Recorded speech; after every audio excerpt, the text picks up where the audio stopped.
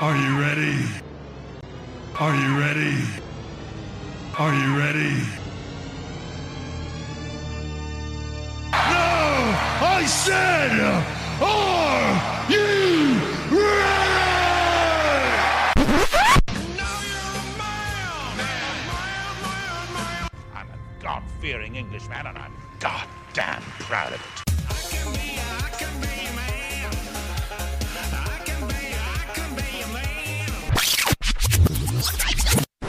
We're men, manly men, we're men in tight skirts. I want the truth. You can't handle the truth. Men, manly men, men.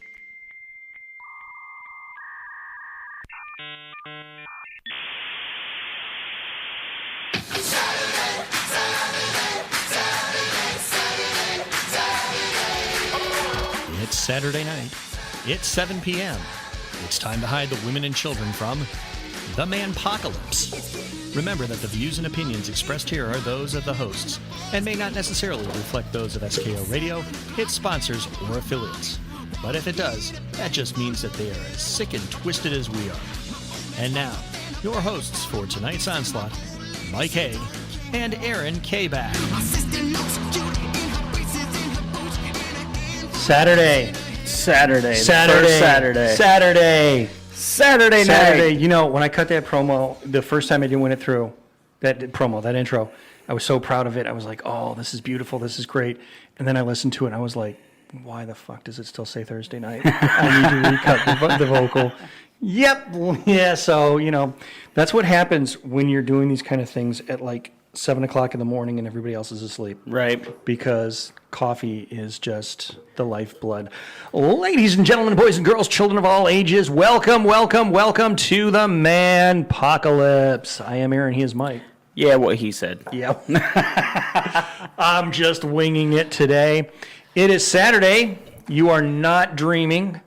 You didn't skip 2 days. We are in our new time slot on Saturday night. Very happy to be here. Hence the, and I went with a cover since I know you have a penchant for covers. I do. I love that was. Cover. I did not. That was Fall Out Boy. Really? Fall Out Boy doing Elton John. Probably one of the few covers. I love Elton John. I grew up on Elton John music. I grew up on it. The problem was he was so Cockney. I mean, so Southern English, right? That you couldn't understand a word he said. It was like listening to Iron Butterfly. Inagata David. What the fuck did you just say? And so now, 30, 40 years later, I mean, everyone wants to do a cover. Oh, absolutely. Now, much like with Queen, if you're going to do a cover, you better damn well do it right. Right. It has to be good. I have heard maybe 2 covers of Bohemian Rhapsody that are worthy. Everything else is just like... sucks. I played one earlier when I was running. I played the Pentatonics the cover. Right. Because it was there and I needed somebody else to suffer along with me. Yep. Because that's just... Well, that's a group that should not try to cover a song like that. No, well... I mean, and not even most close. of the time they do is covers. Because all they do is that's all vocal. they do. But you don't... Yeah, not that song. That's not a song you can cover. One of them was Panic by the Disco. Right. Or Panic at the Disco. Wow. And I've got new Panic in the music break coming up. Nice. And I get the name wrong. Good job, Aaron. The other, the name escapes me, but it's actually in one of my playlists. So I'm going to ramble on and on. But yeah, that was when I pulled that cover, that was from Fall Out Boy. I just happened along it because as I was tooling through our YouTube page, our YouTube channel, Manpocalyse Radio. I was subscribe. Go subscribe, please. Working very hard on that, and I'm completely spacing. Oh, playlists, yeah. Speaking of playlists, I do want to mention that during the preview there, when we were playing music beforehand. It was the 1812 Overture was a request. Someone wanted to hear that. Of course, they got the composer wrong. Beethoven did not compose 1812 Overture. It was not Beethoven. It was Tchaikovsky. Do not try to go toe to toe with me on this. If there's one thing I know, it's it's a lot of music. Yes. But I pulled it up and I said, okay, you want to listen to it? We're going to listen to it. Never Shout Never was the cover of that was the Bohemian other one. Rhapsody. So we played that. But yeah, that was. But a lot of groups are redoing Elton John covers. Right. And I had come across many of them now have given me a better understanding of the lyrics. Yeah, Because, for sure. Because I can understand them now. You finally know what they are. They're in American. They're not in English where we can't quite pick Right. up the words. So, but oh my goodness, I referred to Elton John as Cockney. I'm not sure if he is or not, but he certainly has that very deep Southern Definitely. English accent that just Definitely. like, please take the marbles out of your mouth before you sing. I can't understand a word you're saying. Goodbye Yellow Brick Road was the extent of what I knew of that song was Goodbye Pretty Yellow much. Brick Road. And now, 3 or 4 people have covered it and I'm like, is that That what he what he said? said? Okay. All right. So, have a good week. Have a better week. We're graduating from pure shit, so I will say that instead of pure shit, it was just kind of shit. So yeah, a little bit better. a little bit better than pure shit. Nothing really to report right now. No. Just settling into. So you were able to wipe. I was able to wipe. Outstanding. This time. Outstanding. But no, settling into living with other people, which, like I've said before, nobody at this age wants to do. And, totally changed cities, so I'm looking for a job close to home. So, yeah, technically I'm unemployed, which no man, at least no respectable man, enjoys doing. I don't like being unemployed. Well, let me backtrack on that. I think every respectable man our age loves to be unemployed. It's just the lack of income that kind of fucks everything up for you. Okay. So I would not. I'll give you that. If the lottery numbers came in, I'm done. I'm going to put up my feet. I'm going to walk around in a flannel bathrobe and bunny slippers. Go ahead, have that image. You're thinking it right now, ladies and gentlemen. If you're wondering what's going on here, we are joined by the illustrious Brandy, one of our regular callers, who had promised for months, even though we've only been on for 2 months, to bring us food, and now we have meat. We have meat in a large Tupperware container. I've been told. I'm going to step out and get her some headphones. There you go. I've been told I have to bring some of this home. So, you actually have a live microphone to talk to. You may actually have to fight Michael for that one. I might have to. Well, okay. We've actually done some Jello wrestling, and he has a slight edge on me, but I've learned his moves.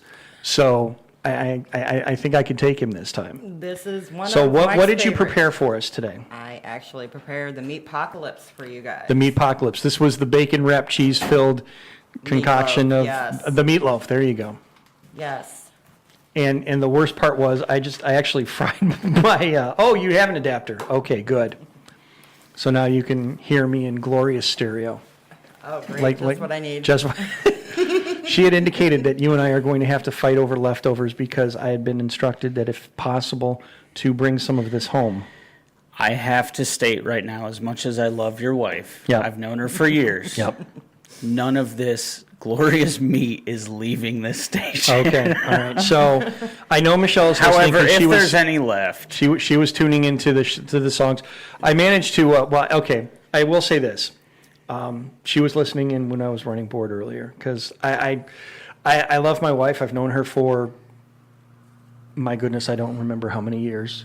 We've been together a while, so many, and I'm up there in age, so I'm allowed to forget. But I've actually picked songs out of my ass, and they were some of her favorites. So osmosis wins. I did promise to bring home tacos and touch her butt, so that'll give me. there we go. There you go. I can actually fulfill that promise. So we have the Meatpocalypse, which is the bacon wrapped cheese filled meatloaf that we talked about Yes. a few weeks ago when we were talking about food. So we're going to dive into this during one of our breaks. And our cardiologist standing by. I think so. Okay. We might want to get But they're hungry too. They're hungry too. Yeah. Yeah. Well, this is Summit County. Everybody's hungry. Everybody's hungry. So I need to interrupt all of this for a moment Go to for it. tell you about what just happened when I went to get the headphones. Yeah. Because everybody almost heard the most unmanly squeal come out of me. And I'm not too proud to admit it. I opened the closet door where the headphones are hanging. Yeah. And the actual breeze of the door made a plastic bag scoot across the floor inside the closet, and it looked like a giant rodent. And it was just one of those, like, as the door was opening, I saw this mass black movement, and I was like, oh, shit. I don't think you would ever have lived that down. Oh, no. And I felt like that little squeal was right there ready to come out, and I swallowed it down like, Here's the fun part. Be fortunate, even though we're talking about this live on the radio today, be fortunate that it didn't happen tomorrow in front of the entire staff. Oh, I'd be a dead man. You would be called Squeal Yep. for the entirety of your career here But at it might SKO Radio. fit. Our logo is a pig. Right? There you go. That's the best I can do for a pig on short notice. So, I do a squirrel, and Bella tries to imitate me because she loves the squirrel noise I make. Right. She just sits there and pokes her face, and I get here's the squirrel is actually. So Facebook is like, what the fuck are you doing? the And hell everybody in the just radio happened? is like, oh my goodness, that's creepy. Now Bella just sits here and does this and goes, queek, queek, queek, queek, queek, queek, queek, queek, queek, and it's the most gorgeous thing. right. Anyway, So I know we're going to eat this on break, but should we crack it open and get a whiff right now? go for it. Nothing's going to penetrate this stuffy nose. He's going to. Oh, there's mashed potatoes. There's taters. Oh. Carbs, carbs, carbs, carbs, carbs, carbs, carbs. Come on, you gotta have meat and taters. Oh, Meat and yeah. taters. Yeah, Michelle, this thing's not big enough to send anything home. Sorry. I'm sorry. I'm looking in here and I'm thinking to myself, that's probably not. Yeah, you're not even going to get to send anything home. Oh, no. We're probably We're gonna each do taking a half. We're taking yeah. Sorry, Brandy, you brought it. You don't get to eat it. And here's the fun part. I was smart. I made 2 of them, so. And here's the fun part. I'm pretty sure we don't have silverware anywhere in the office. we do. There's Okay. plasticware. I was thinking to myself, as true men in the manly fashion, we're just going to grab this thing with our hands. Just One hand of meat. come One on. hand of meatloaf, one hand of mashed potatoes. Oh, come on, guys. Caveman it. Caveman. She said caveman it. Oh. Grab her by the back of the hair and drag her across the cave. No. She likes it that way. Oh my. Oh, my. Moist. Anyway. So, yeah. So there we go. We have our meat for the day. We have our Brandy here. So she doesn't have to call in. She's here to watch us We get to put her on the Firsthand. spot. On the spot. on the spot. Oh, no. Oh, yeah. Oh, so Facebook has let me know that Brandy Cleveland is nearby. Should I message her? I think you should. Make sure she gets here, okay? Actually, Facebook is giving me the option to poke her. Let that sink in, ladies and gentlemen. I get to poke Brandy live on the air. No, I don't. Facebook Live is about to fade out. Facebook is going to be like, We will return momentarily. So I have to share this because we are going to talk about parenting here a little bit.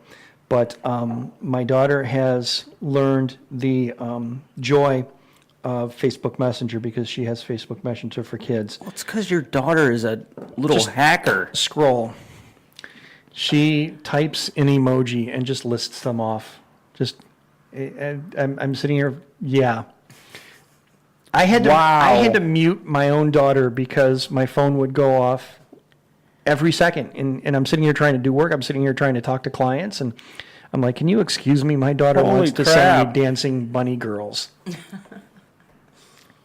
Yeah, that. I would really love, okay, this message right here, I would really love to have, I would love to have a millennial on here to tell us exactly what that says in emoji. Oh, in emoji? Yeah. Yeah, no, I'm not even going to try. Yeah, when there was the car commercial where the radio would the stereo would talk, and it was trying to talk in emoji. And some of the first things she learned how to say in emoji was popcorn, unicorn, smiling pile of poo. And that became kind of like a catchphrase in our house for a very long time. Right. Where out of nowhere, somebody would just say popcorn, unicorn, smiling pile of poo. And so, if you wanted to shut somebody up in a very argumentative text battle, i.e. myself or Michelle, the text, the popcorn, unicorn, smiling pile of poo would be like, oh, jeez. Just stop. That needs to be the next Manpocalyse shirt. There you go. just the popcorn, unicorn, smiling pile of poo. Yep. I think if we asked Dylan, he would just be happy with the smiling pile of poo. Or the unicorn. Or the unicorn. I think he might really like that. I think he's got a thing with unicorns because he keeps suggesting them for me. Yeah. I think it's well, redirecting there. He's in the Army. Mm-hmm. I think he should get a patch. He should get a patch for of a unicorn. Yeah. And just wear that to his next drill. He should wear that as insignia on his lapel. Yes. Instead of chevrons. Yes. So instead of Sergeant Dylan, it's Unicorn Dylan. Unicorn Dylan. Unicorn Dylan. Jitterbug. Did we call him Jitterbug for an entire month? Yeah, we did. Okay. We did. So, we were going. We could spend an entire segment talking about this meat. Apparently, I need to sniff this meat. Hang on a second. Keep talking. Sniff the meat. I gotta sniff the meat. Sniff the meat. Oh my goodness! What kind of cheese? Is that cheddar cheese? There is cheddar and pepper jack in there. Oh, cheddar and pepper cheese. We got double cheese. Okay. So and what's worse is I ran out of water here in the studio, so I only have what I brought. Oh, she's got water. Okay, good. So looking out for the sober let's guy. just be clear. Bacon stuffed, cheddar and pepper jacks. I'm sorry, bacon wrapped, cheddar and bacon. I can't talk. It Go is ahead. bacon wrapped cheddar and pepper jack stuffed meatloaf. At approximately 8 p.m. on 8/11/2018 is when the Manpocalyse died. Yes. Clear. There you go. We will Crank it. Cardiologists are standing by. So we did have. I just went into live, and of course I've got to go back into my Google browser. I came across this a couple of weeks ago before somebody said you need to be edgy, and then we start going off, and we're still kind of pissed off men. But I came across this website called Good Men Project, goodmenproject.com, and I honestly didn't look into the entire website because I kind of got mesmerized by what we talk about when we talk about men, the top 12 issues men face today. Now, I promise you, we're not even going to scratch the surface on all 12. Oh no, because this is going to be the first few. I can tell you the first two are probably going to take up at least an entire episode. I'm sorry, entire segment. Let alone if we continue to ramble on and on. But I read into this. Yes, I know. Brandy Cleveland is nearby. I'm looking right at her. Thanks, Facebook. Hey, Mark, we got her. Mark Zuckerberg is hard up for money. Anyway, because he needs me to mention his product over and over and over again for free. Not like anybody doesn't use Facebook. Actually, there's one or two people at work that don't use Facebook because I'm on a committee. And I'm like, I need to look these people up so we can all gather together and stuff. And I'm like, oh my God. The ones that really creep me out are the ones that still use MySpace. Yeah, they're it is still out there. MySpace is still out there? Yeah, and no. people use it. Yeah, but they usually use it to catch a predator. Well, I know, but my question is, because I got an email at one point saying something like, "You haven't updated your MySpace in 18 years." Yeah, I grew up. So my testicles I went descended. into it, and Thank sure you. enough, my account still existed, and I'm like, "Holy shit!" Yeah, I'm no longer interested in 15-year-old girls. Thank you very much. No. I'm moving on. I think I've given birth to one or two, but we're not talking about the 80s anymore. So some of these things that, the top 12 issues that men face today, some of these are Are very you ready to chime in on this one, Brandy? Sure. All right. So we're going to have live reaction here. I'm going to touch in on one or two of these. We're going to gab back and forth, and we will probably go ahead and open the phones in the second segment, so that the people who really like to tell us that we're wrong can go ahead and jump down our throats. But you are well represented here. Brandy's going to tell me why she hates me so much. Come on. The top one here is unrealistic and stereotypical portrayals of men in media and culture. Now, right there, you can probably guess what's going on from the headline alone, but I'm going to read you the first paragraph because it really nails it on the head. Tired of seeing dumb and deadbeat dads? Sick of every man on TV being a sex-obsessed womanizer? So are we. Men are often seen as incompetent, misogynistic, brutish slobs who only think about sex, beer, and sports, and have few other redeeming qualities. On the other end of the spectrum, however, is the superhero, the man who is financially successful, in perfect shape, rich, handsome, brilliant, athletic, the gold standard, an almost impossible ideal. Now, there's more to this, but that kind of sums it up. That kind of sums gives us it up a right lot there. of stepping off points. Because in mainstream media, in today's culture, everywhere you look, there is the two extremes, and I think we touched on it. If Henry I realize I said his name wrong completely, and I've been doing it for years. It's Cavell, not Cavill. But that's what happens when you sit down and watch YouTube for too long. Right. You learn things like the pronunciation of people's names. Yep. We talked about, the difference between me and Henry Cavell showing up at your house. And it kind of goes along with that. Yeah, and by no stretch of the imagination am I the brutish slob that thinks only about, sex, sports, and beer? Because, But you're very much portrayed that way. I certainly am. If I drank any beer or I watched anything other than English Premier League football, but still, there's only those two ends of the spectrum. Yeah. There's no average man in the eyes of this culture, in the eyes of the media that portrays men. You either have the beer swilling,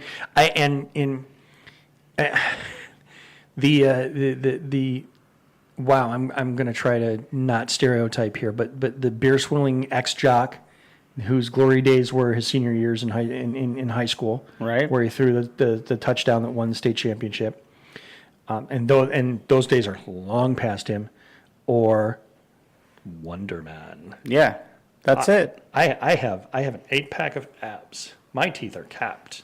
I make $150,000 a year looking fabulous. You should want to date me just because I exist. Pretty much. You like the voice? Was the voice good? Gotta love that vain voice. Michelle has mentioned that I should be nicknamed The Voice because of stuff like that. I'm thinking to myself, let's just leave that at home. Yeah. Let's just leave that at home. I could go on and on, but I would get in so much trouble. That opens doors. We don't want to know what's inside. Well, it opens doors. Yeah. Anyway, but yeah, there's just the two ends of the spectrum. Where does everybody else fit in? Absolutely, and quite honestly, I'm going to say most of us, and we'll touch on this more later in another portion of this, but we don't feel like we fit in anywhere because, okay, yeah, every time we're on this, on the show, Facebook Live, I'm drinking beer, okay? But that's not what I live for. You know what I mean? I don't have to drink all day long, so I'm not a beer drinking slob. I work. I'm not as physically fit as I was, even 3 years ago when I met Brandy. But I'm definitely not, a slob when it comes to my body. Right. But I'm clearly not, Mr. Perfect way at the top. So I'm somewhere in the middle. Right. You're somewhere in the middle. Every guy that I know is somewhere in the middle. Right. So where does that leave us? Right. And I think, I'm going to play the devil's advocate for a moment here. Where's the stereotypical woman? Really? I mean, you actually there's a spectrum of where society drops women. Yeah. And none of them really fit. Okay. No. You either have, I could go on and on. There's a whole spectrum of them, but nothing. It's all about extremes. Nobody's really kind of like. There's just the average. This is what Americana is. This is what This is your constituency. This is where This is who you're placating to. This is who This is who consumes. This is who is your demographic. And yeah, we get sick and tired of hearing about well, you've only got one thing on your mind. Yeah, right now it's why you're judging me. Yeah. Right now it's, how much longer am I going to have to endure this meaningless conversation because you've already made up your mind about me before I even walked in the door. Oh, exactly. That's the one thing that I'm thinking of. And guess what? It changes from second to second because no, I'm not going to multitask my mind. No. I don't necessarily see a gorgeous woman and immediately jump to sex. Okay? I do. I married her. Oh. Anyway. You kind of opened the door on that one. Yeah, pretty much. I gotta wait for the comments here because I'm probably gonna get slammed on that. Just make sure to take some tacos home tonight. Yeah, you're good to go after that one. A lot of tacos to take home tonight. But no, sex is not the one and only thing that's on my mind 24/7, and I am sick of hearing and seeing, especially seeing now on social media, right? Men portrayed as that's all we think about. Mm-hmm. It's absolutely not. Are there guys out there that think about sex all the time? Not all the time, but you know what I mean. Yep. Are there guys out there that think about it more than the average guy? Absolutely. Yeah, they're usually 18. Yeah. So yeah. When I was 18, yes, I was, a walking, talking hard-on. But I don't know of a guy alive who wasn't that way when they were 18. Exactly. But at this stage in my life, and hell, for the past many, many years, that's not who I am. Right. But that's exactly how I'm portrayed. But see, that's the thing. I think that's the portrayal of every man nowadays. It's just like, Oh, every man. it's like, okay, bring beer, show up naked, and let's watch football while we're doing it. Just like, to very briefly touch on last week's topic, we are all rapists to some degree. Yep.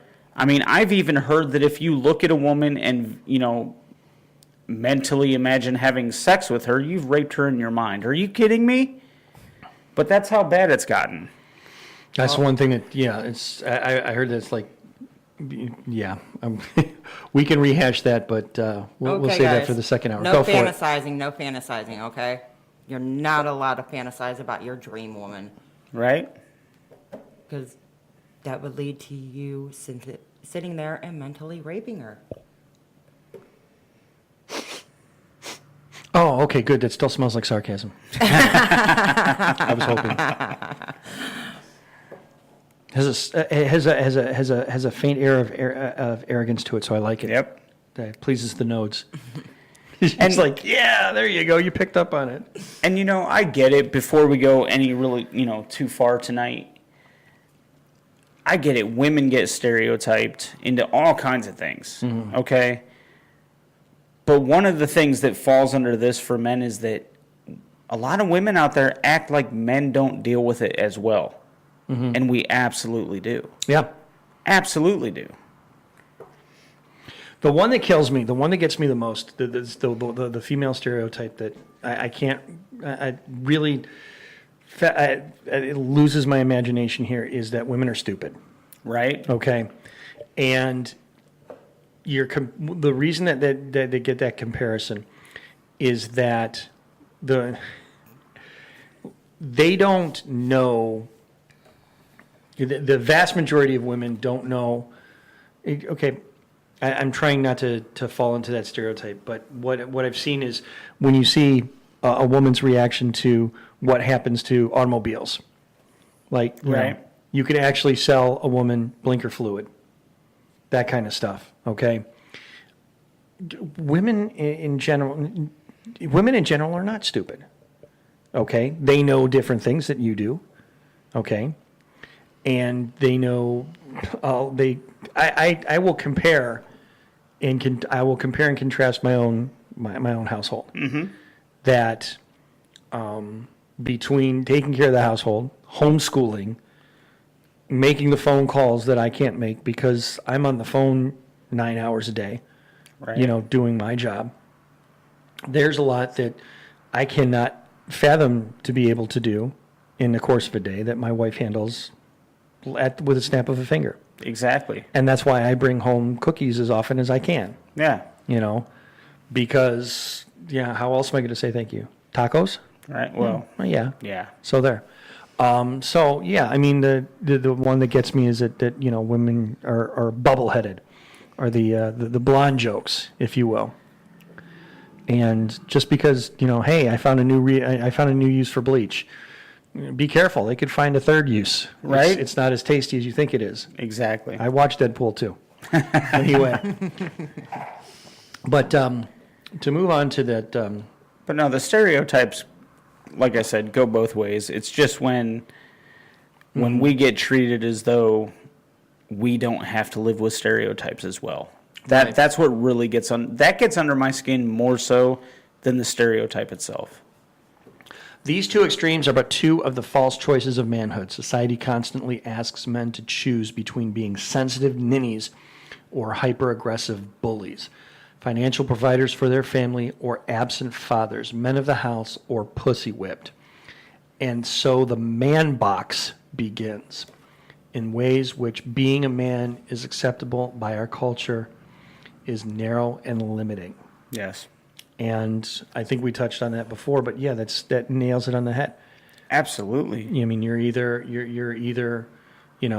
and not to really shine a light on the political duality that is our society, but I think you've really kind of nailed, the difference between the left wing and the right wing. Right. And you've described it in manhood. Yeah. You're either very sensitive and and only eat grass-fed flies, and you have your therapy pet. You would never eat a fly.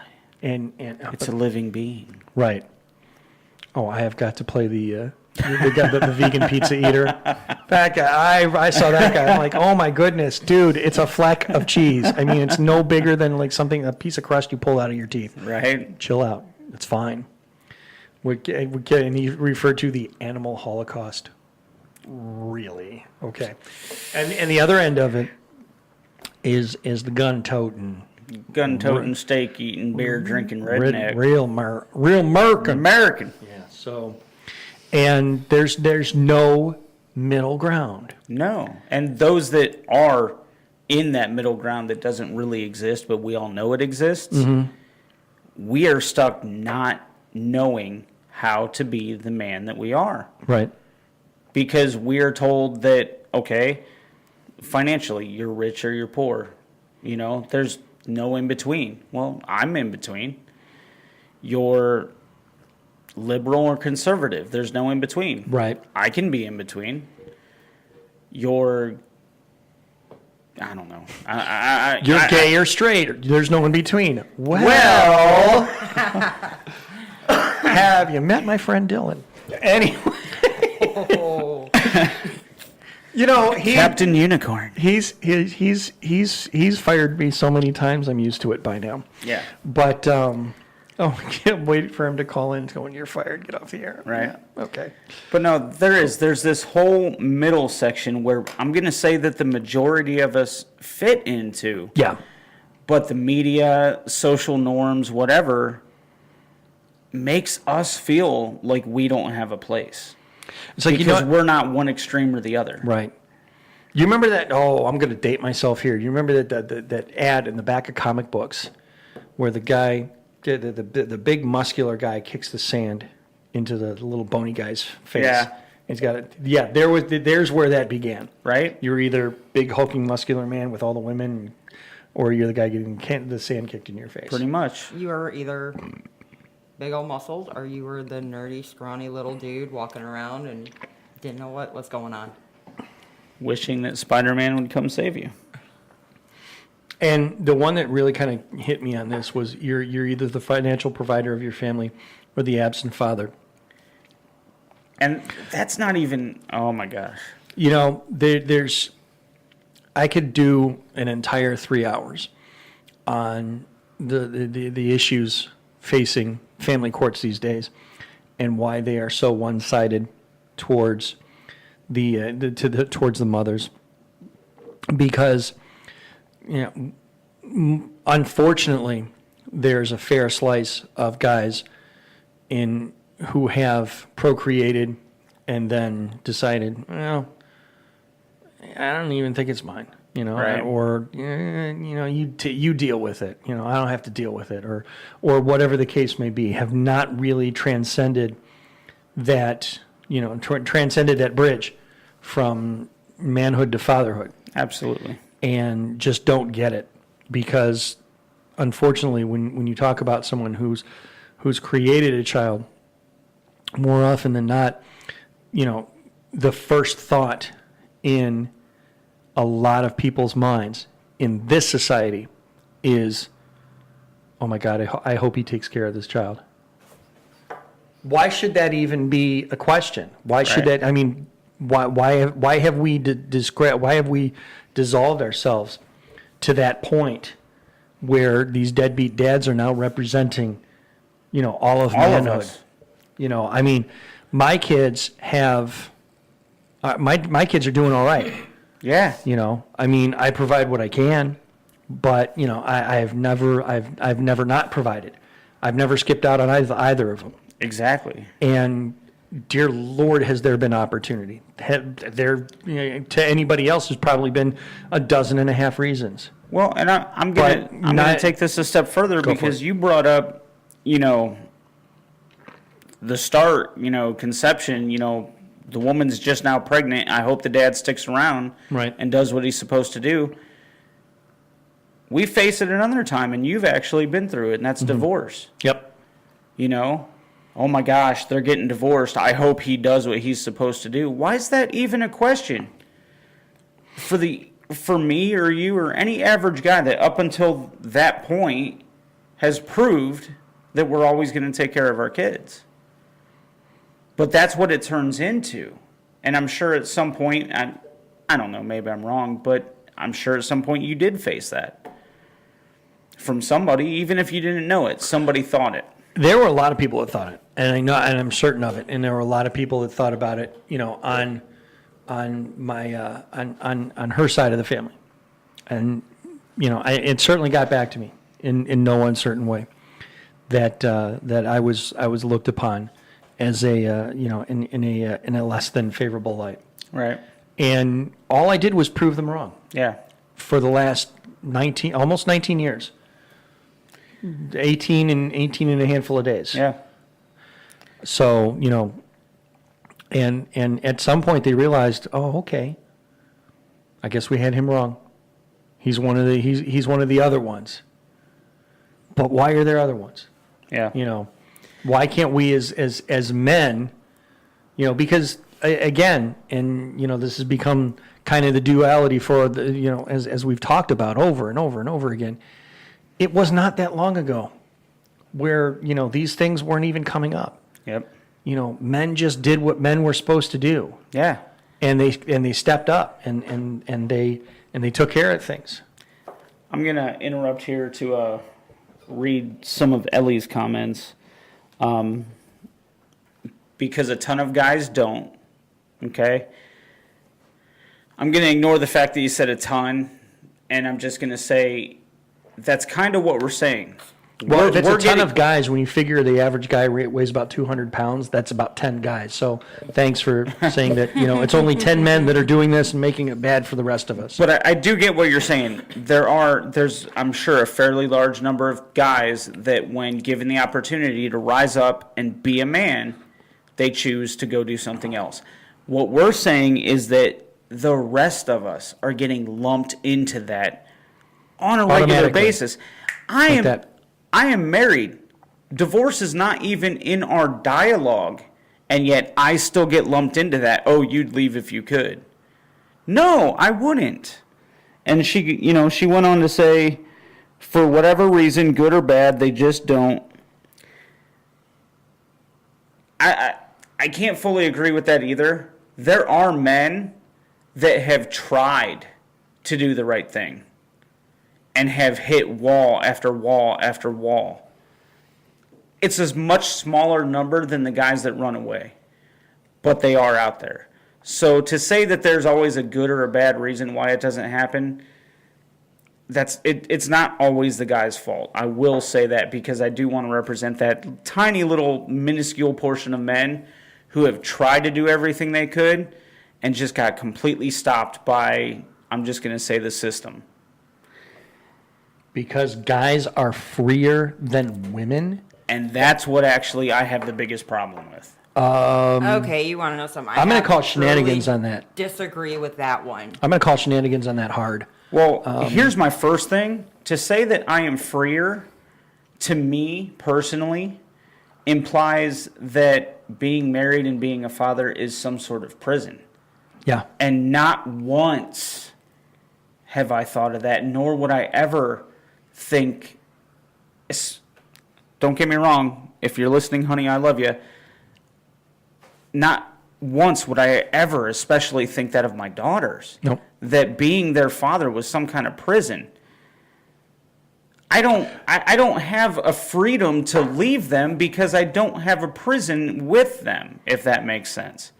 So, I'm almost getting that does bother I'm almost me. getting the implication that being a father is a choice. Like, hey, you know what? I could just turn this off. I could just get up and walk away and forget about Sam and forget about Bella and just go do whatever. Wow. Wow. Now I Yeah. will say this. Our Now, society I have has seen- made that a choice. Now there are people who have gone to that extreme that have just walked out on their families and gone somewhere else, and families have suffered for that. There are men that have done that. Okay? I'm not saying that they don't exist. I'm saying that they are few and far between, but they are out there, and society shines a light bulb on them really bright to the point where when you think man, you think of the guy that's going to up and leave his family because, something that's 20 years younger just flashed a nipple at him and he came a running. Right. And that's just not the case. That's just what, we're taking, somebody's taking a spotlight and saying, this is what men are, and it's not. So You had something to say, Brandy. Go ahead. Well, and that's the whole thing. I'm going to totally disagree with the fact that men are freer than women because I know a lot of women out there who have completely walked away from their families, their children, their husbands, everything. Free is a state of mind. Having a child, being a family is never a prison. If you have made it a prison for yourself, then you're in the wrong, not your family. Right? Mm-hmm. And, I'm going to say this, and my father was by no means perfect. If you ask him, he will tell you that he was by no means perfect, okay? But regardless of what happened between him and my mother, and then later him and my brother's mom, I watched my dad every single weekend without fail when it was my time to see him show up and come get me. I watched him when him and my mom were fighting harder than ever come and sit at the house and play Light Bright with me for 2 hours because that's all he got that week. And then later when I was a little bit older and he went through his second divorce, I watched him tell women that he was dating, I'm sorry, this is my weekend with my kids. I'm not going to go here or there with you, and if that means we're over, we're over. Okay? A man that, when it comes to family, especially children, a man that is a man will never look for that excuse to leave. They will look for every excuse and every reason to be there. Mm-hmm. Now, I get it. Circumstances happen that make that difficult, that get in the way of that. But there are very few men out there that, and I do say men as if anyone else is not a man. There are very few men out there that ever truly give up. And that's the kind of man that I was raised by. And knowing Aaron here the way that I know him, that was the kind of man that he was raised by. And the idea that I have the freedom to leave doesn't even break into my thoughts. Because from the moment I heard those words, "Hey, honey, I'm pregnant," leaving never popped into mind. I couldn't wait to see that kid. I couldn't wait to hold that kid. And I imagined the rest of my life being a father. So my issue comes when, yes, those men that have decided to leave it all behind without a second thought, they get all the attention, and therefore the rest of us get lumped in. Even in some cases like mine where I have no intention of leaving. Like I said, divorce isn't even in our vocabulary. Yet, if a conversation comes up about deadbeat dads, "Oh, well, Mike, you're not a deadbeat dad, but you could be." No, I couldn't. And that's what pisses us off, and that's what we're talking about, is how we are getting lumped into these categories that we don't deserve. And for us men, the middle class in this situation, we're not the best, we're not the worst. We're the middle class, we're the average guy. We're getting lumped in with the worst all the time, whether we deserve it or not. But we're married, so your hands off. Ha ha. You can't touch this. Well, you can, but just think about it. Don't involve us. I keep pointing at the camera, and the camera's way up there now. We have the whole up here. Yes, you can't pick my nose on the camera now. I think he's trying to give me an enema here. Yeah, I wiped this time, so no lucky charms for you today. So, kind of to bring this around here, again, it's we see it, happening over and over, where, manhood is being called into question, and we're going to step up. And we're going to make noise, and we're going to be loud about it, and we're going to say, we're going to answer the questions, and we're going to say no. Manhood is manhood. And if you can't accept men for men, you have your idea, you have your vision of what you think a man is. You're probably wrong, right? Because you have a vision of what you've been subjected to, and sincerest apologies for having gone through whatever you've gone through. But I learned a very long time ago not to use the word every something. Right. Every woman is, every man is, every, something is something. Because I don't have that frame of reference. Yeah. I don't have the put together to say, I can't say that America is the greatest country in the world. I haven't lived in other countries. I can't say that, every woman has backward thinking. Just Brandy, because she hates me. But that's beside the point. Come on now. I do not hate you. Hatred in her heart. But that's okay. We love her anyway. Ow, damn it. Bash my thumb. But again, that I don't have that frame of reference. I've replaced that with, the women I know, ... Whatever the case may be.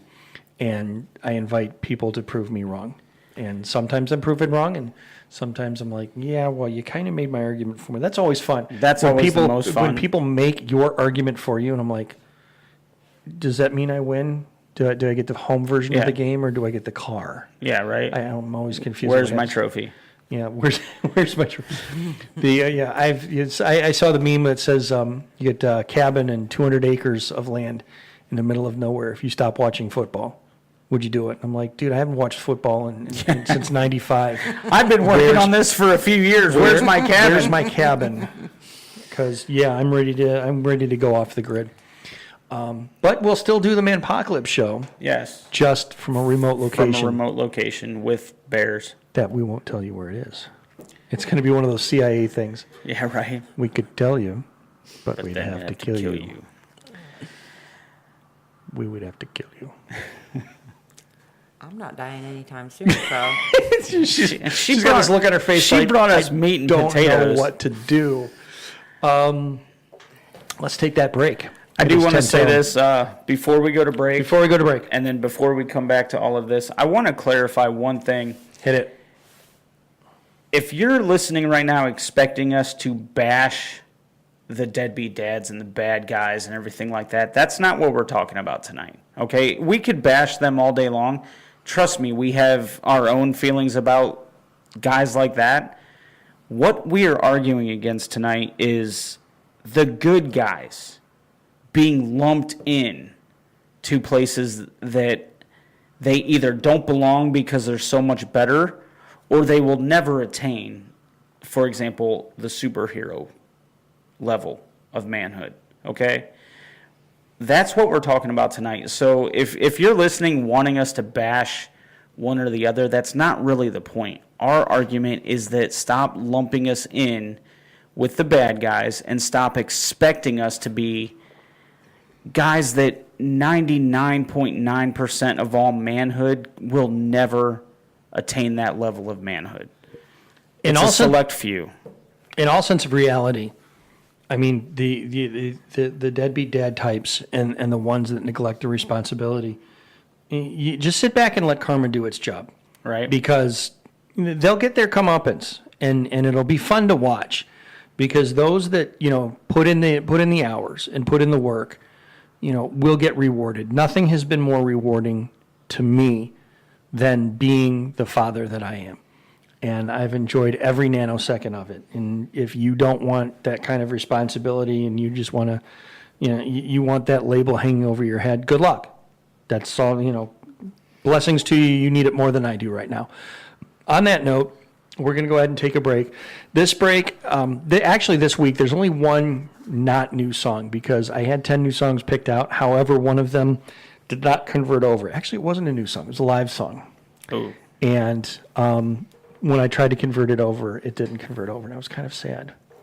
So I won't talk about it until I can try to play it next week. But all of this, one of the really cool things about having this show on Saturday is that I can go through my New Music Friday, right? Which has been kind of a thing for me. Before I was doing radio, I was doing New Music Friday. So I'd go through all the new music that was coming out this Friday and kind of pick and choose. Now, some Fridays are very scarce. There's like 3 or 4 songs that I can actually tolerate. Right. We hit the jackpot. Nice. Oh, Lord, did we hit the jackpot. Brand new, Panic from the Disco, Against the Current. Always been one of my favorite groups. Right. They actually, I see something about Panic Against the Current. Very young band, a young trio. They actually reached back out to me when I said that one of their songs helped get me through when Bella was first diagnosed with autism. And I was like, oh, you have a fan for life now. Right. Brand new Hollywood Undead. Nice. Oh, good stuff there. Anthem Lights, emo medley. Anthem Lights, I love their medleys. Right. Their medleys are great. Ace Frehley, a new solo album out by Ace Frehley this week. Well, actually, the album is not out this week, but he's starting to release songs again. A brand new Mayday Parade, brand new Us Against the Duo, brand new We the Kings, brand new Dashboard Conventional. And since I needed extra space, I throw in some Rush. All right. Because, Nice. we have to. But let's open up with Panic at the Disco. Dancing is not a crime. You are listening to the SKO Radio Network here. You're listening to the You're listening to me. You're listening to Mike. Aaron. You're listening to Brandy. We're going to go eat. You listen to some music. We'll be back.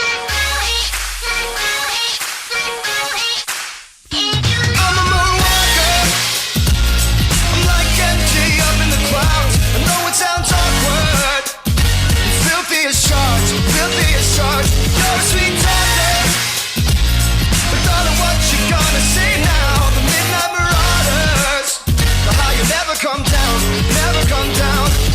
You can't take me anywhere, anywhere. You can't take me anywhere, anywhere. I'm still uninvited, I'm still gonna light it. I'm going insane and I don't care. Whatever they tell you.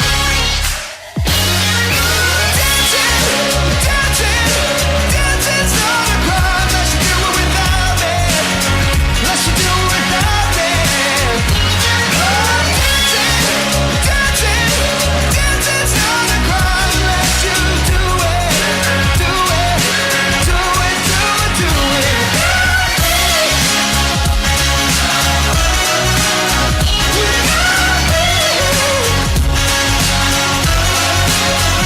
And if you're not crawling with him, I won't take it lying down. Got a few lawyers, and you're guilty as charged, guilty as charged. We could be waltzing. Yeah, but darling, don't be throwing shade now. So call me St. California if you add another altar. Just give me your vows, give me your vows. Yeah, can't take me anywhere, anywhere. You can't take me anywhere, anywhere. I'm still uninvited, I'm still gonna light it. I'm going insane and I don't care. Whatever they tell you. Dancing, dancing, dancing's not a crime unless you do it without me. Unless you do it without me.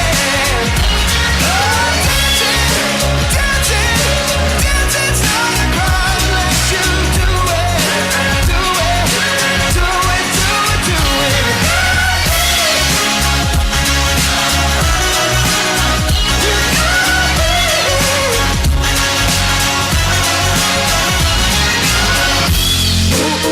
What's come over you? Baby, just tell me now. Honey, make that move.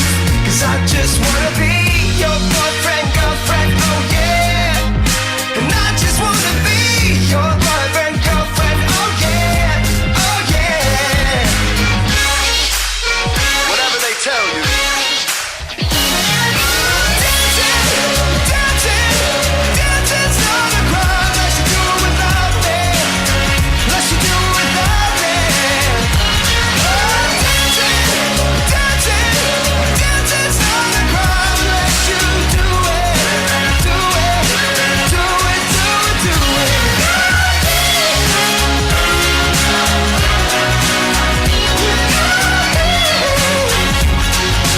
Do it, do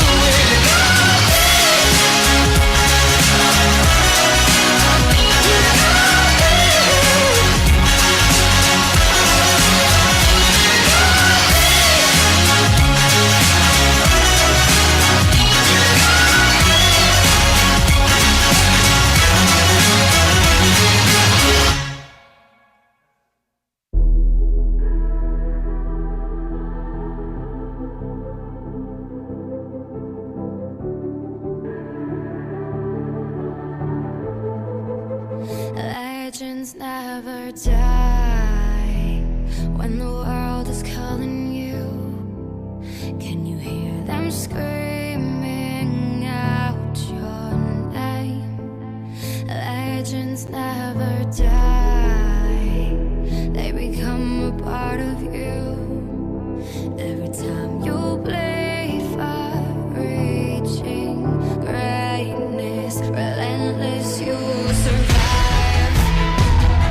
They never lose hope when everything's cold and the fighting's near. It's keeping their bones all right into smoke when the fire breaks through. Oh,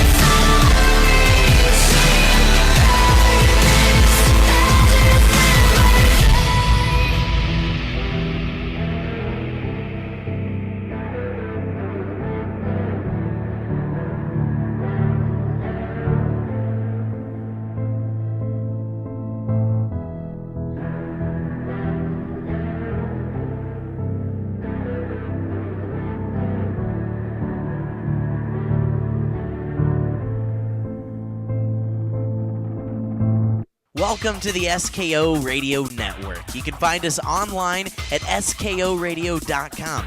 We're also on the TuneIn app where you can listen with your mobile devices on the Google Play and Apple Store. Find us on social media at facebook.com/SKO Radio Network. You're tuned to the SKO Radio Network and online at skoradio.com.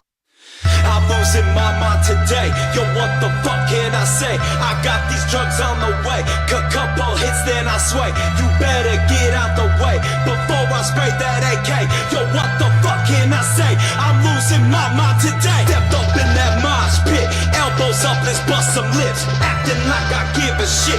Roll it up, take a hit. Smelling like that Mary J. Hands on that champagne. Maintain a bad habit like the cocaine.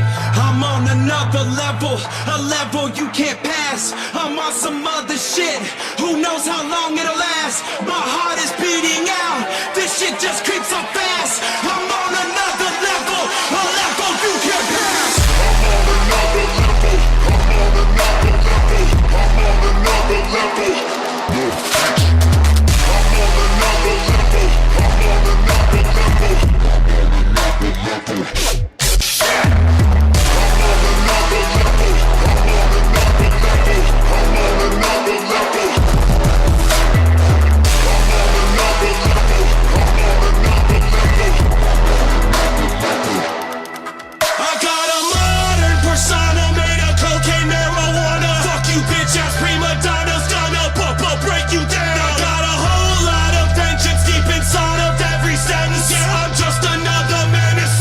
I'm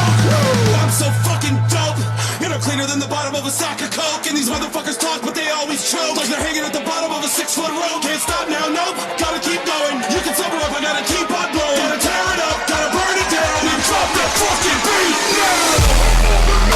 level. I'm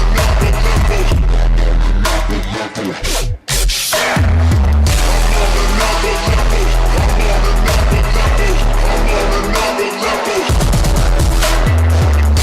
another level, I'm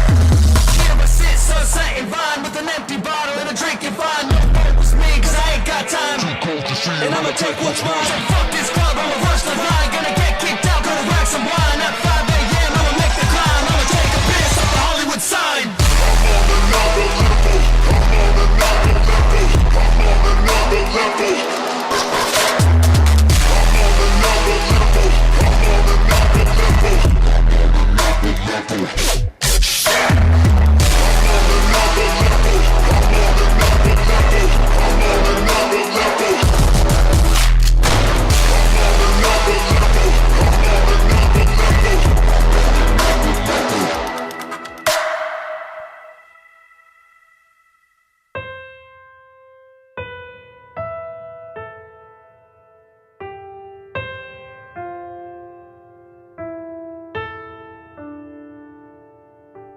Am I more than you bargained for yet? Oh, been dying to tell you anything you wanna hear, 'cause that's just who I am this week. It's a new day, but it all feels old. It's a good life, that's what I'm told. But everything, it all just feels the same. Drop a heart, break a name. We're always sleeping in and sleeping for the wrong team. I don't ever wanna be you, don't wanna be just like you. What I'm saying is this is the anthem, throw all your hands up, yeah. Don't wanna be you.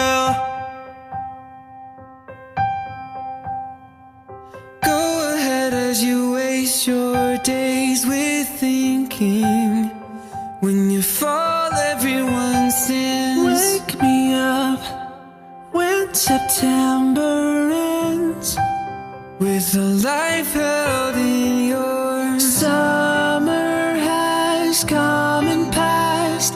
The innocent can never last. Hands are shaking cold. Wake me up when September ends. When all you gotta keep is strong. Move along like I know you do. And even when your hope is gone, move along just to make it through. When I was a young boy, my father took me into the city to see a marching band. He said, son, when you grow up, would you be the savior of the broken, the beaten, and the damned? We're going downtown in an earlier round. Sugar, we're going down swinging. I'll be your number one with a bullet. A lot of God complex, cock it and pull it. We're going downtown. Don't wanna be just like you. Move along. Right back what is wrong. We'll carry on. We'll carry on. And though you're dead and gone, believe me, your memory will carry on. We'll carry on. And though you're broken and defeated, sugar, we're going down swinging.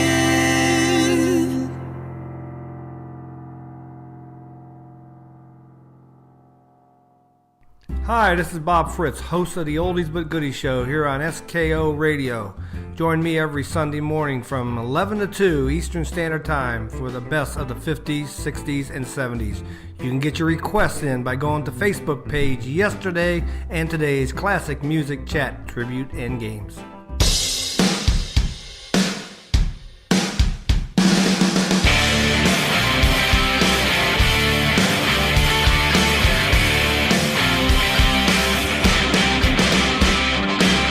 I worked so hard, you know I travel so much. We've had our differences that don't break a fuss. Each day I'm gone, my heart grows fonder for you. We've had the best of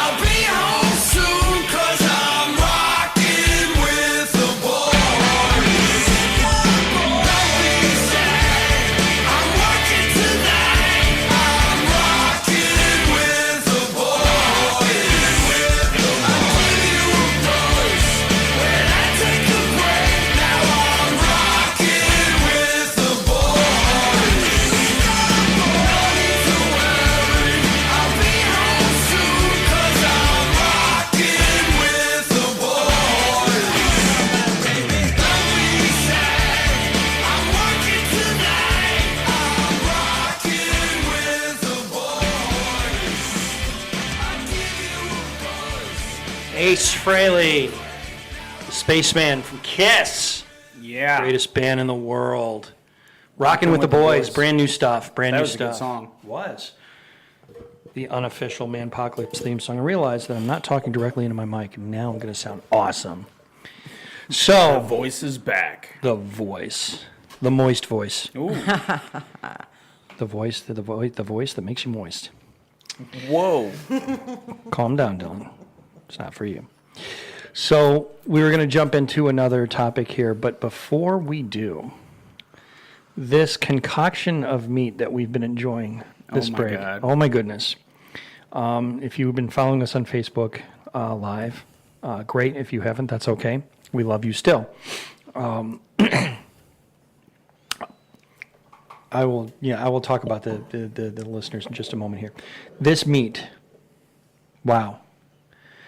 I'm going to take my time with this. I'm going to savor this very slowly. This will dwindle down more and more as 10 o'clock approaches, but it's not all going away right now. Here's the problem. It's like, okay, I'm not going to finish this in the second break either.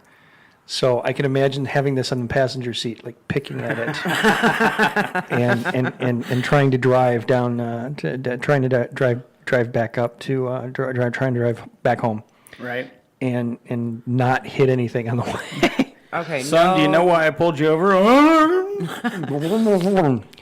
We don't need that. Because you could smell it. Yeah. Cheesy bacon meatloaf, sir? I'm going to offer you my meat, officer. Please don't punish me. This was excellent. Thank you, Brandy. This was a wonderful meal. The first of our home cooked meals, because we apparently live here now. Right. Hold on a second. That was good stuff. I got one coming too. So That was good stuff. So did she? You can't do it as well as I can. No, it just didn't quite make it yet. I'm, I thought I'm it was the ready. I'm the voice in the spleen, apparently. I thought it was ready. Wasn't quite there. There you go. Oh, please don't make me put you both to shame. There you go. There's one. Go you. for it. Well, you gotta give me time. I Come can't on, do it Snorts. command anymore. Oh, we're not going to make her snort. That's okay. We've run that into the ground a few times over. Yeah, but it's always fun. It's always fun. So did she earn the award? She earned it. She earned it. Let me go get that. So while we're going to present Brandy with the first ever Good Eats Award from the Manpocalypse. Oh, It is a prestigious award that we printed out today And hand wrote, and hand wrote. because we're classy at the Manpocalypse. That is, by the way, frameable. So if you want to put that up on your wall and pretend you're internet famous, go for it. oh, this is awesome. I am so honored, guys. Next time the family and I come over, I expect it framed and in your kitchen. I can imagine you have an Aaron shrine somewhere in your house that you don't tell Robert about. That's where that should go. Speaking of Aaron shrines, which don't exist anywhere on the planet ever, anywhere, I want again to thank. This is episode number 9, which means we've been doing this for just over 2 months, because we've been doing this religiously every week. And I want to again thank everyone who has tuned in to the app, tuned in on TuneIn on your mobile devices, tuned in on the radio station at skoradio.com, and everybody who has tuned in on Facebook Live. Our numbers have not gone down from week over week. Which is awesome. We keep getting better and better numbers. From the numbers that I have seen from the Facebook Live videos, and the numbers that I've gotten from Earl, as far as listeners from the Thursday night block, Yeah. week over week, have just steadily increased week over week. And again, that is thanks to all of you out there in Facebook land. Guys, Thanks to all of the listeners. We appreciate you. We love you. Randy. Thank you very, very much. You are making this a very enjoyable ride. We are here to entertain you. Absolutely, guys. Seriously, thank you for tuning in week after week, for calling in, for commenting, everything you do. It's it's so appreciated, especially when we started out. This was just for fun. This was an opportunity that fell into our laps, and we just thought we'd have fun with it. And you guys are making it so much better than we thought it would ever be. So again, thank you. With that, we are going to go ahead and open the phone lines because this is going to get fun real quick. No, I don't want to install an update. Shush. So if you've got it, flaunt it. We want to hear about it. 330-871-4422. That number again is 330-871-4422. Tell me I'm wrong. I love to be proven wrong. In the meantime, the second topic. I'm moving this food a little bit beyond my reach because I just keep picking at it. Right, you have a whole plate full of it, but you want to move the plate too? Yeah. Mine's behind me, so I can't even see it right now. Yeah. Except I could see it in the video behind me. So I want gotta it to stop looking last. I video. want to have more later, but I'm probably going to get a spork text. is sitting there. I'm going to get a text message here within seconds going, if you can't finish it, remember I want some. So Oh no, it's not a matter of can't finish it. We want it to last. we want it to savor, yeah. But I did promise the taco, so we'll see what happens with that.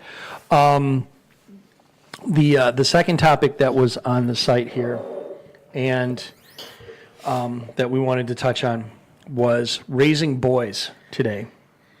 Yeah. Now, this is going to be something that I may have to take the helm on here, because you have I don't have any. two beautiful daughters, Right. and I have a daughter and a son. Yep. And I mean, the only experience I have is Being raised.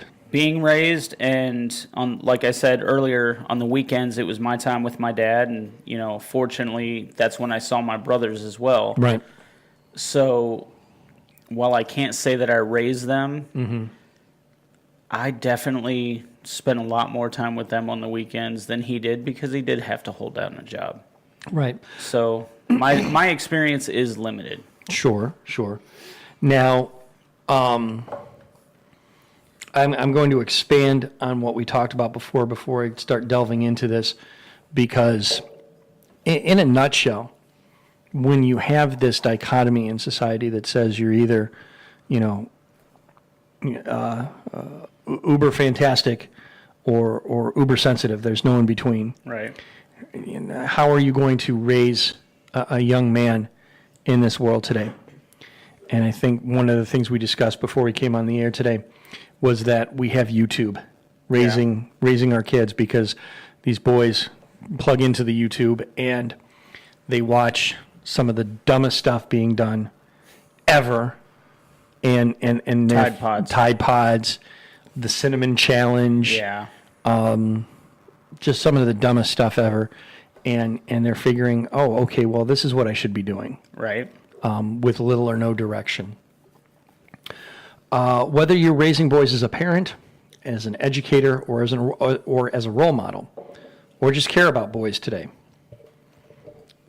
I feel after reading that, maybe I should have skipped that part. Right. Oh, I could do a whole show on that. Yeah. We're going to hold off on that one.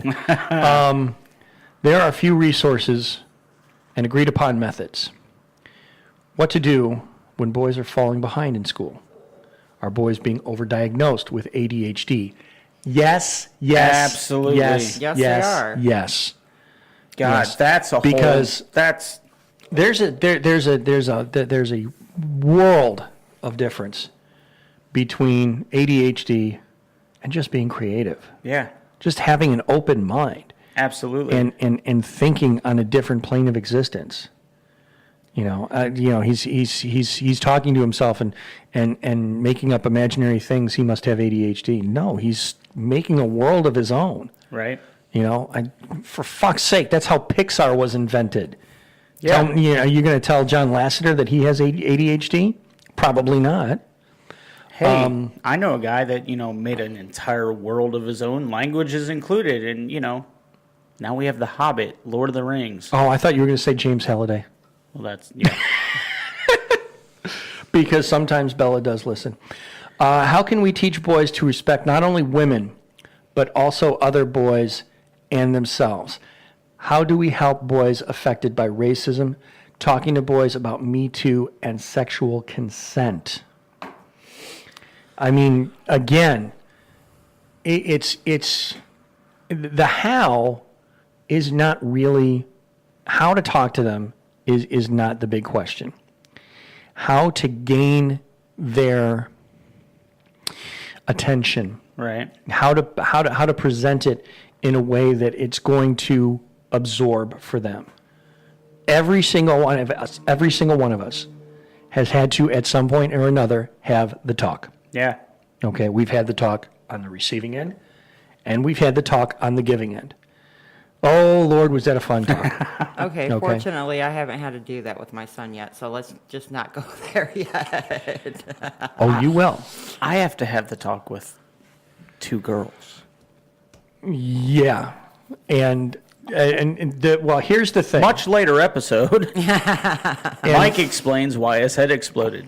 And this is why the family unit is so important. And we were talking about before, the throes of divorce and things like that. If I were solely responsible for having the talk with my daughter, it would not go over well. Oh, no. Because she would have questions I don't have the answers to. Right. I couldn't even Google them, because if I tried to, then the NSA would come knocking on my door. Why are you searching for these things, sir? Are you one of those people? I'm just trying to teach my daughter. Trying to have the talk with my daughter, So, I'm grateful that, I have a female partner who's going to have that talk with her when she can understand what that means. Right. I'm compelled to have the talk like within the next week or so, but we're going to save that for another show because my daughter is just special. She is the one who is creative of her own. Oh, yeah. And we're going to leave that there. You need to have, slightly off topic, but you need to have a completely different talk with your daughter. In other words, it's not okay to be a hacker at 6 years old. No, the talk that I'm going to have with her in that direction is like, look, if you're going to hack, here's what I need you to do. Couple more zeros here and here. I'm going to be your mastermind. Okay, we're gonna cover trails as the NSA is listening, and I'm gonna end up, this is the last time I'm gonna be your co-host. I'll disappear, and you're gonna have to. Brandy will be taking over for me. We're training her today. What's this wireless account? FBI Van 123. Those were always fun. But yeah, I mean, having those kind of talks in regards, not just the birds and the bees and where to put it and for how long and so on and so forth, but as they mentioned, talking about things like racism and Me Too and sexual consent and the things that are hot button topics today. Right. How to treat people. One of the things that I guess motto, catchphrase that Bella is running around with, that I can't remember when I taught her this, but it stuck with her and I'm so grateful for. She actually is like, when she's upset, she remembers be nice to everyone. She remembers that. Right. And I just hope that she remembers that for a long time to come. Because there you go. There's his meat. Because it comes down to something as simple as that. Because when you're trying to break it down, like a 22 shotgun, it's just be nice to everyone. If you want to get into great details, then if you've got a child that will understand that and get into what you're trying to say and what you're trying to do, fine. But the core of it is just be nice to everyone. Yeah. And stop hating the person who says your meat is wonderful. And how do we have conversations with boys that let them know that they can be victims of sexual assault and seldom talked about topics? And what about boys who are growing up outside socially accepted gender spectrum, trans boys, LGTB? How do we address violence and aggression? How do we prevent things like bullying and school shootings? Do boys who are being raised by single mothers or 2 gay dads need more support than boys in traditional households? I mean, it goes on, because raising boys in today's world is so vastly overpopulated with diversity than it was when we were growing up. There was the family unit, and that was it. Mom, dad, brother, sister, boom, you're done. Right. and there was very little divorce. There was it was the norm. Dad worked, mom stayed at home. That was it. Okay, now that's so far. I mean, that's the 1%. Oh yeah. You want to talk about the 1%? Absolutely. There's your 1% right there. And now you have so many different family situations that even that can become something that you need to sit down and talk to your son about, because here's something that people may judge you for. Right. And again, it comes down to be nice to everyone. Yeah. If we can, if we could start a spark where it's like, just be nice to everyone, and then that will kind of resonate with people that you're being nice to, and they start being nice to everyone, and then they start being nice to everyone. Holy shit. Well, What a wonderful world. What the hell did I just create, Bella? So, again, raising boys in today's society it kind of goes along with, they look at us. They look to their male role models and say, well, this is the person who I need to look up to, and this is the person that I need to face, and I look at what he's doing, and I need to do that. Yeah. Because I need to succeed, and I think he's succeeding.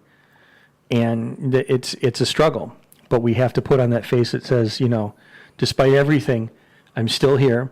We're still making jokes. We're still having fun. And, if you need something, all you have to do is ask. Yeah. I guess I've been pretty fortunate when it comes to Derek, just because, he does have his grandfather on his dad's side. He's got his dad. But then when it comes to on my side, he's got Michael, he's got Bob, he's got a variety of men to look up to. Right. It's not just one guy to look up to. That Oh, Uncle well, Mike guy is awesome, by the way. But I mean, he has a variety of men to look up to. So he can kind of look at everybody and see the best in everybody and aspire to do his best. So, all in all, I guess I'm more fortunate than most. Mm-hmm. But on that same note, I think a lot of it comes down to he gets into his own little world. Right. Which I don't know any child who doesn't. Right. But when he does get into his own little world, he starts doing, like you said, making up your own little voices, making up everything else. And when he does, he gets distracted and he doesn't pay attention to what's going on around him. Mm-hmm. So therefore, it's one of those, hey, snap out of it, pay attention to what's going on around you, because you're going to need to know. Right. So along the line, it's one of those, let's go ahead, let's sit down, let's talk, let's find out what's going on with you. Let's figure this out. Right. We need to bring somebody else in, let's bring them in. Come on, I'm a single mom. I've got 2 daughters and a son. My son is smack dab in the middle. Right. His dad's side, he's the oldest. Right. So he's pretty much got the worst of both worlds, Okay. with it being middle and oldest child. And there's no easy way to get around any of that. Right. No. Right. And, I try not to talk a whole lot about the experience that I've had with raising my son, because it's been a very hard road. I look at the man he's become, and I'm very proud. I know it's not been an easy road for him. His mother and I split up when he was, I don't know, maybe 2, and he spent an equal amount of time with both of us, and there were a lot of conversations that we had to have along the way. We had the talk, and we had this talk, and we had that talk, and there were issues that came up as he went through his adolescence. Things that were of his own accord, things that were thrust upon him that shouldn't have been, things like that. And his mom and I have always presented a united front when dealing with him, and that's been a blessing. But it's, I look at what we had to go through in shaping him to be the young gentleman that he is. And he is. He truly is a gentleman. He loves his sister to a fault, unless she's being annoying, and she can be, because whenever he comes over, nobody else is there. Right. And a couple of things that she likes to do is she likes to tickle him and she likes to steal his socks right off his feet. Yep. He fucking hates that. It's like, Bella, I don't want to take off my socks. And if you've ever met my daughter, you've seen her. Bella's idea of no is, that's her way of saying, here, hold my beer. Right. I'm going to take off your damn socks, but I mean, he will lie down in traffic before I will for her. So, and the funny thing was when, we were talking about when you found out you were pregnant, this is not unknown. The first thought that I had when, we actually went to the emergency room because she was having some sort of pain, and the emergency room said, well, there's not much we can do for you. Well, I actually went to go, she got situated and she got some nice drugs, and I was like, okay, you're not in pain anymore. I haven't eaten. I left work early to come do this. I have not eaten. My sugar is crashing. I'm going to walk over to the Taco Bell and get some food. I came back with my food, and she said, she said, come over here, and she held my hand and says, we're pregnant. And my first thought is, when did you stop taking your pill? Because there was a I think I'm pregnant moment a few months prior, and we had that conversation about, do we want to, do we not want to, and I don't think that conversation ever came to fruition. So it was just like, okay, well, now I'm going to try. And then the rest of it was just like, all right, kit number 2, here we go. And I'm in my 40s, so good luck. But I remember how my wife wanted a girl, and my son wanted a boy. He wanted a brother. I said, well, one of you is going to be happy. The other is going to be disappointed. Take it with humility. And because we did find out what we were going to have before. And when it was announced, there was a sign of defeat in his face. He was like, if the look on his face, if I could have taken a picture and made it into a meme, it would have been the most viral fuck meme ever. He had this look on his face like, just absolute, damn it, I can't win for losing. Not only am I going to have a younger sibling who's like 12 years younger than me, and I'm not going to do jack shit with, but it's a girl. Yeah. But I mean, when she came around, he was like, okay, I've got her back. So, it's been pretty good. And again, like I said, I'm blessed that, I was able to raise a gentleman. I'll say this with reference to your son being a gentleman, something that really impressed me. Now, I won't go into detail, but, your son has some things that he has to overcome as well. Mm-hmm. Okay?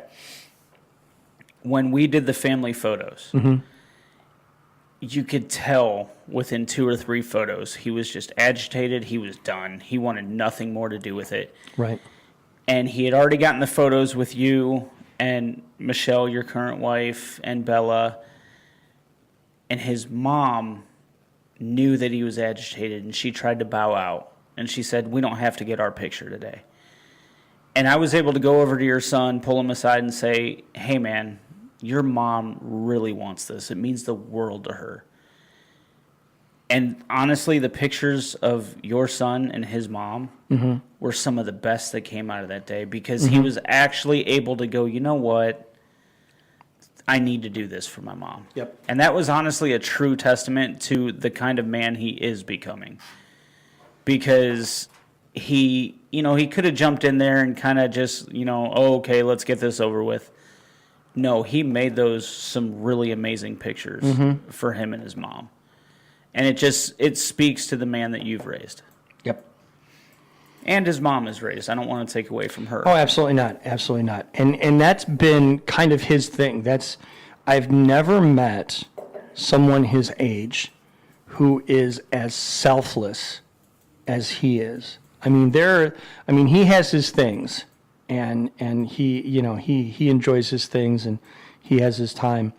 But he understands that there is plenty of time to have his time and do his stuff.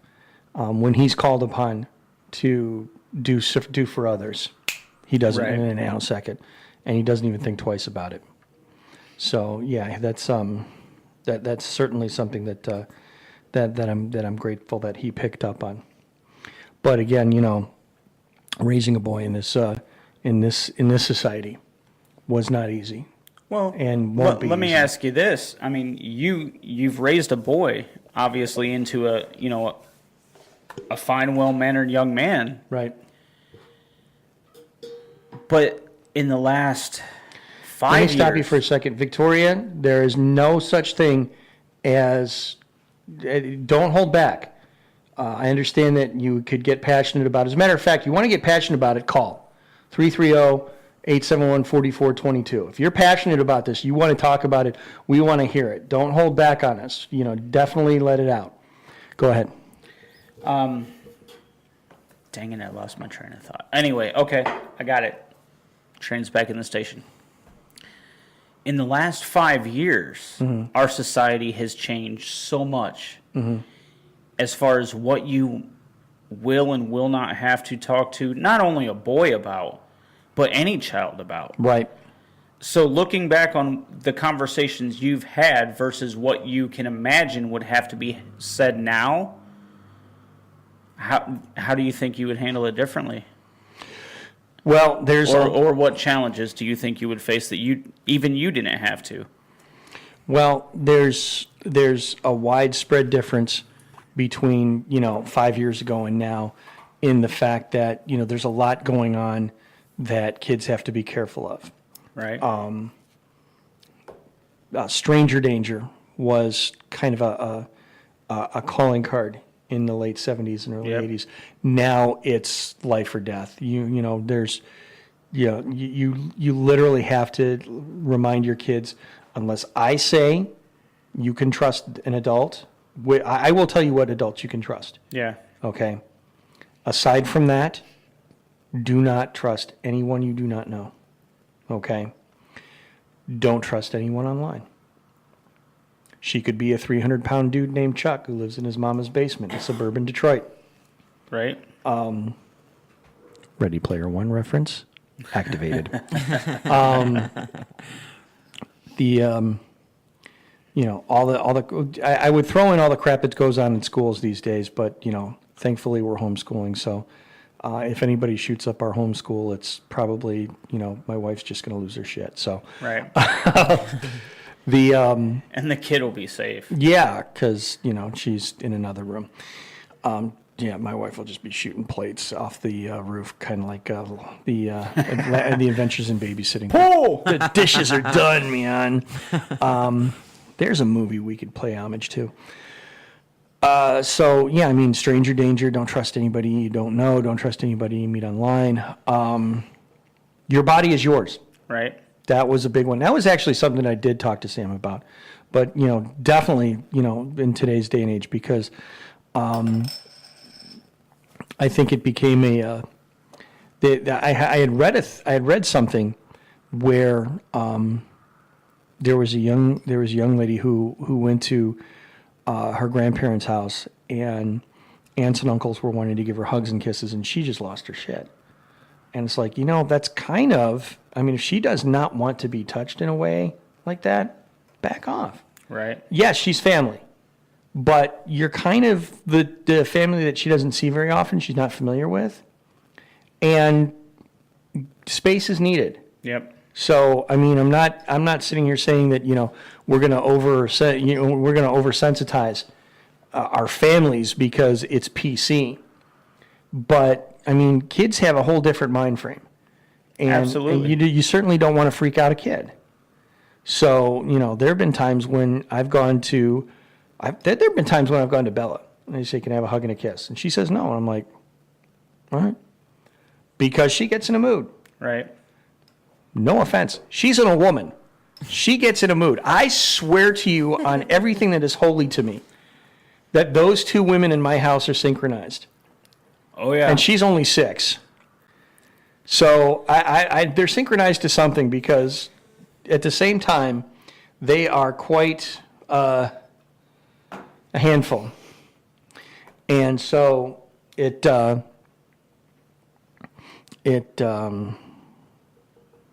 be something when that comes around. But no, I mean she gets in her moods. That's part of her pathology. That's part of her her journey. And, Right. and that she'll have moods, and she just doesn't want to be touched. I'm like, all right, I'll be over here.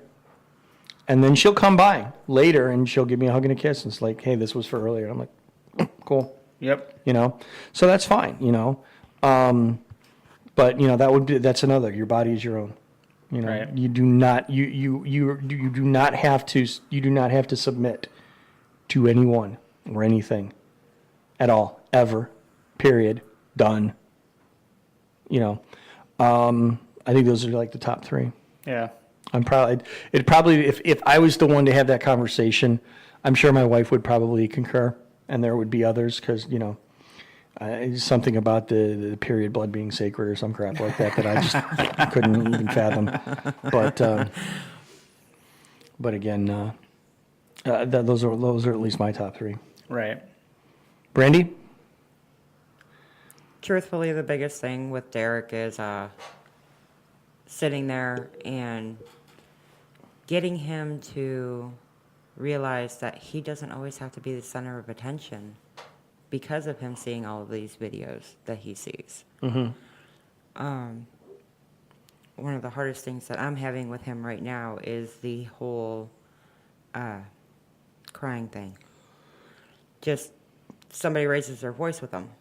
It doesn't even have to be a yelling match. He'll just start crying, and it's like, well, you don't have to do that, bud. It's okay. Nobody's yelling at you. Nobody's mad at you. So, I mean, Derek, I think, is more of the sensitive spectrum of the boys. But he's also starting to learn through Cub Scouts that, you don't get a trophy for just showing up. Right. We did his Pinewood Derby. Oh. We did. I was really proud of him after that because, I'll let you go ahead. I'm sorry. Well, we did his Pinewood Derby, and he did participate very well, but he didn't get an award. Right. He didn't get a trophy. He didn't, progress any further than his heats. And yeah, he did slump a little, thinking because it's been put in our kids' heads, you get a trophy or a certificate just for showing up. But, he did slump a little, and I went over and I asked him, what's up, kiddo? You did good. Don't worry about it. And, I think that's one of the biggest things that he's starting to learn is you don't get a trophy for showing up. Right. And so my reaction was that I was in troop leadership for 3 years when Sam was a Cub Scout.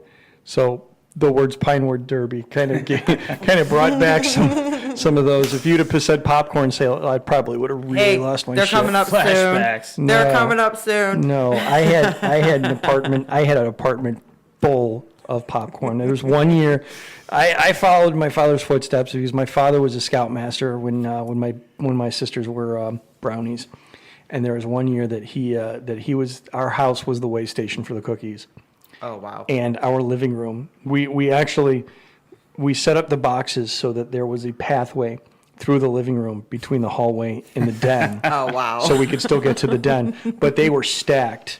And I learned from that when I was the way station for the pop. Oh my God. Right. You do it and you're like, okay, I feel great that I've done something. Don't ever ask me to do this again.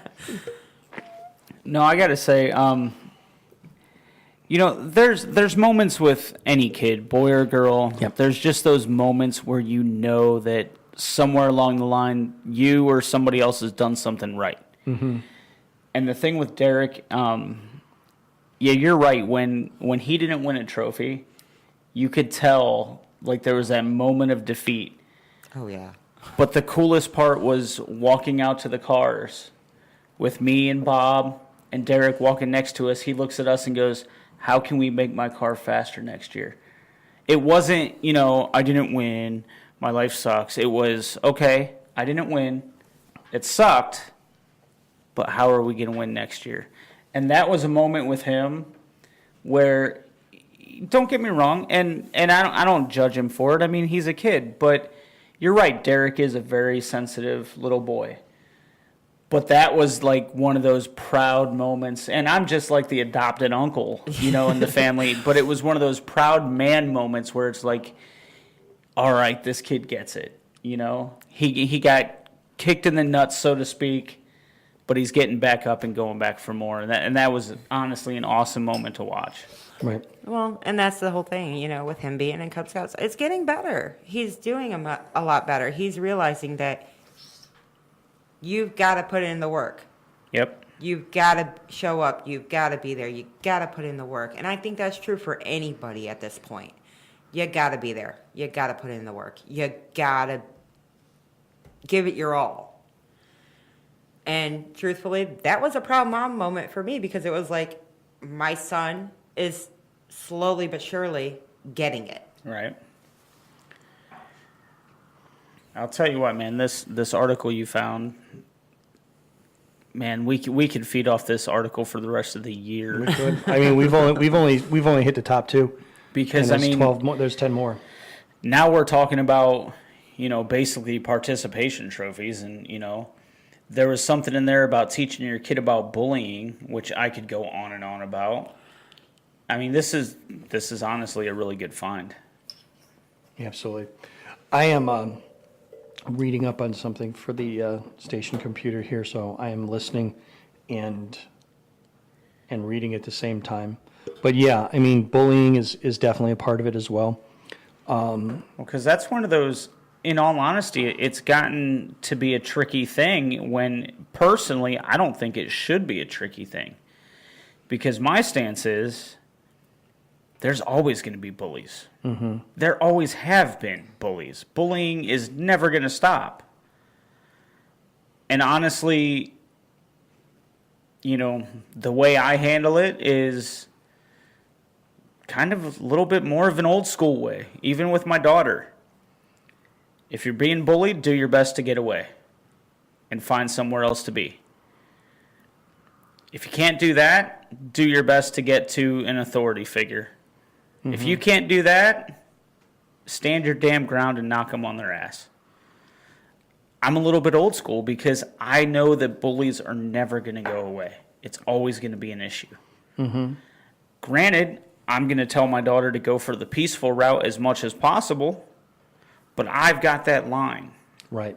And it seems like so many people now, the word bully gets thrown around for everything. Yeah. Okay. Susie called my daughter stupid. Okay, she wasn't bullying. She was being a kid. Kids call each other stupid all the time. That's not bullying. Problem is your kid is stupid. Yeah. and never mind that Timmy is kind of dumb. He's 14 and stands in the yard going, airplane. But Disneyland. But anyway, that word gets thrown around all the time for everything now. And then people want to act like by just changing one or two little things about the kids, we're going to stop bullying altogether. No, we're not. No one ever has. Well, no, and there's even adult bullies out there. Yeah, you're one of them. Why do you hate Erin? I don't hate Erin. Hatred in her heart. But I mean, I went through a period of bullying at work for, let's see, I worked there from 2005 till 2013 for the last 2.5 years. I was being bullied by a grown man, which, being old school, I kind of just sat there and brushed it off and ignored him, and hopefully it would go away. But no, it didn't go away. So, I mean, it's not only children who are being bullied, it's adults who get bullied as well. But, like you said, the definition of bullying anymore has changed so much that nobody knows what the true definition is. Right. And I think to some degree that's what this article was getting at, is topics like that have become so vague. How do you address it? What is the right way to address it? And I think that's something that fathers today, and mothers obviously, but this is the Manpocalypse, we're talking about dads. How do we address subjects like that? You know? It's, I think, a hell of a lot more difficult for us as parents than it was for our parents. Oh, yeah. Because there's so, I'm sorry, and I'm not, again, the views and opinions of the Manpocalypse are ours and ours alone. I'm not trying to insult anybody when I say this, but there are so many current gender types out there. I wouldn't know where to begin to touch on that subject. So there's so much out there that's so vague and, you know, so confusing. How do you talk to kids?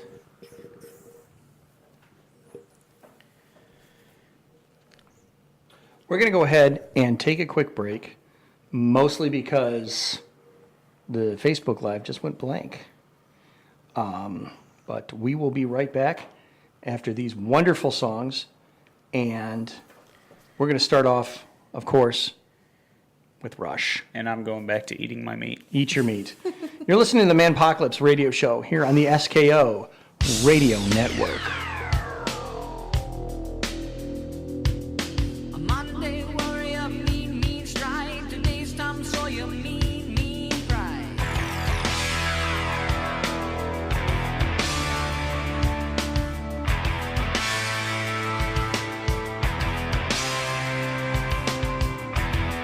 Though his mind is not for rent, don't put him down as arrogant. His reserve a quiet defense, writing out the day's events. The river.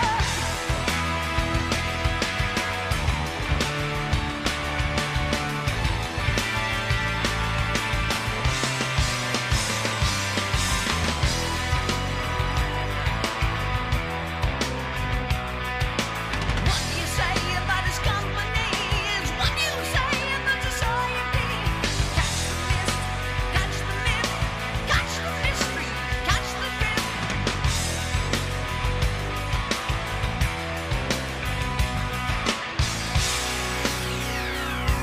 The world is love and life are deep.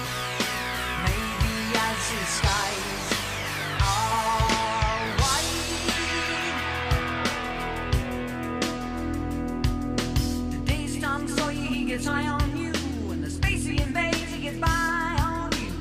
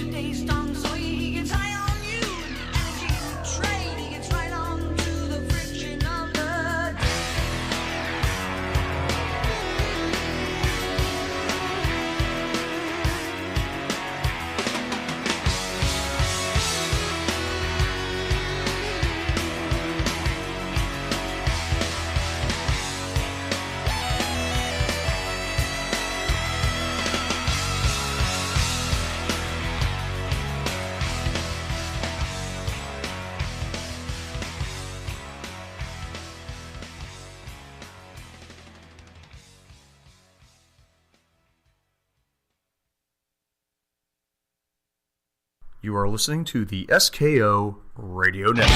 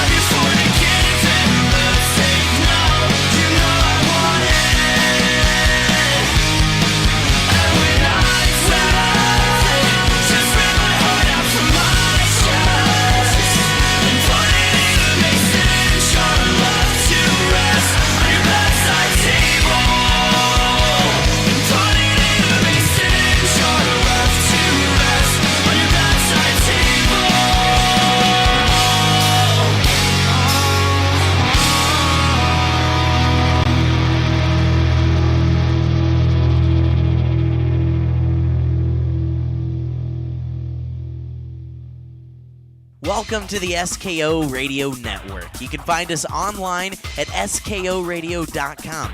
We're also on the TuneIn app where you can listen with your mobile devices on the Google Play and Apple Store. Find us on social media at facebook.com/SKO Radio Network. You're tuned to the SKO Radio Network and online at skoradio.com.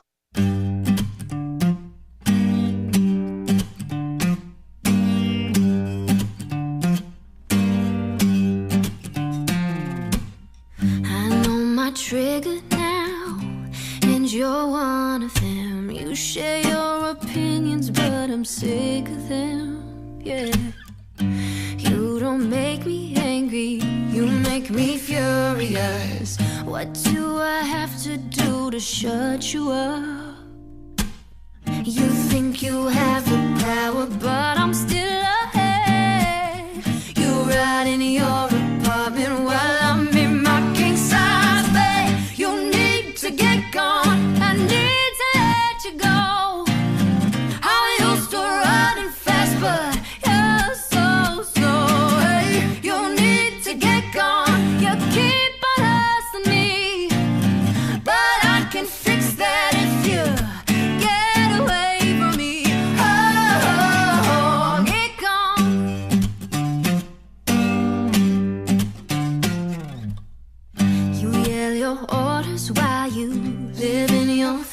fantasy.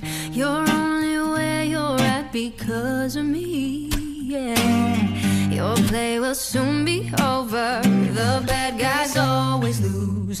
When you come running back, I'll still refuse. You think you have the power, but I'm still ahead. You ride in your apartment while I'm in my king-size bed. You need to get gone. I need to let you go. I'm used to running fast, but you're so slow. Hey, you need to get gone. You keep on hustling me, but I can fix that if you get away from me. Oh, get gone.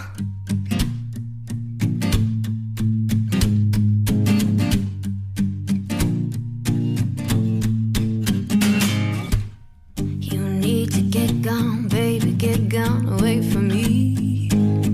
You need to get gone, baby, get gone away from me.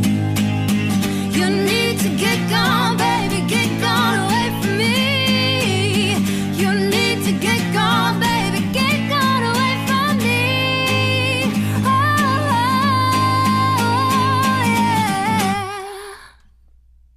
I need to let you go. I'm used to running fast, but you're so slow. Hey, you need to get gone. You keep on hustling me, but I can fix that if you get away from me. Oh, just get away from me. Oh, get gone. Hi, this is Bob Fritz, host of the Oldies But Goodies show here on SKO Radio. Join me every Sunday morning from 11 to 2 Eastern Standard Time for the best of the 50s, 60s, and 70s. You can get your requests in by going to Facebook page Yesterday and Today's Classic Music Chat, Tribute, and Games.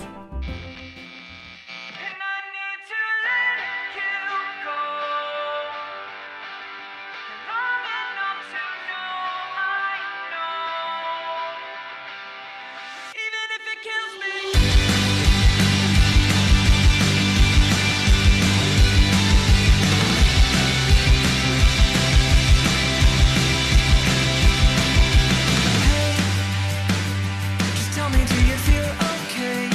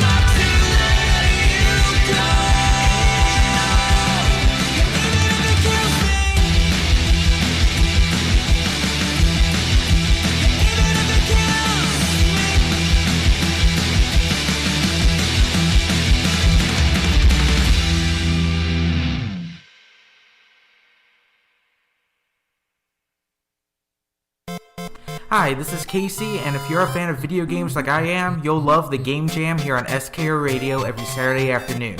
4 hours of the best video game music of all time, from the 8-bit tunes of the 80s to the more orchestrated hits of today. It's everything you love about video games. It's the best way to waste a Saturday afternoon without a controller in your hands. It's the Game Jam, Saturday afternoons from 3 to 7 p.m. Eastern, only on the SKO Radio Network.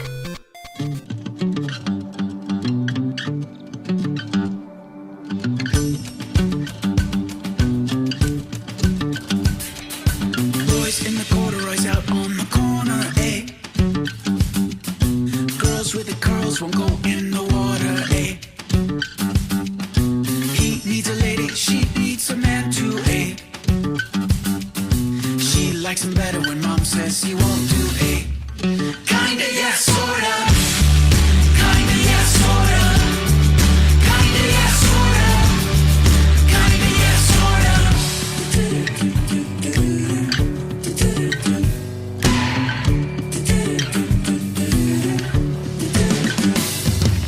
Girls in convertibles smile at the police, eh? Kids with the lids are popping the ollies, eh? Up in the club, they throw a party, eh? We want to go, don't have no ID, eh? Kinda, yeah, sorta. Kinda, yeah, sorta. Kinda, yeah, sorta. Kinda, yeah, sorta.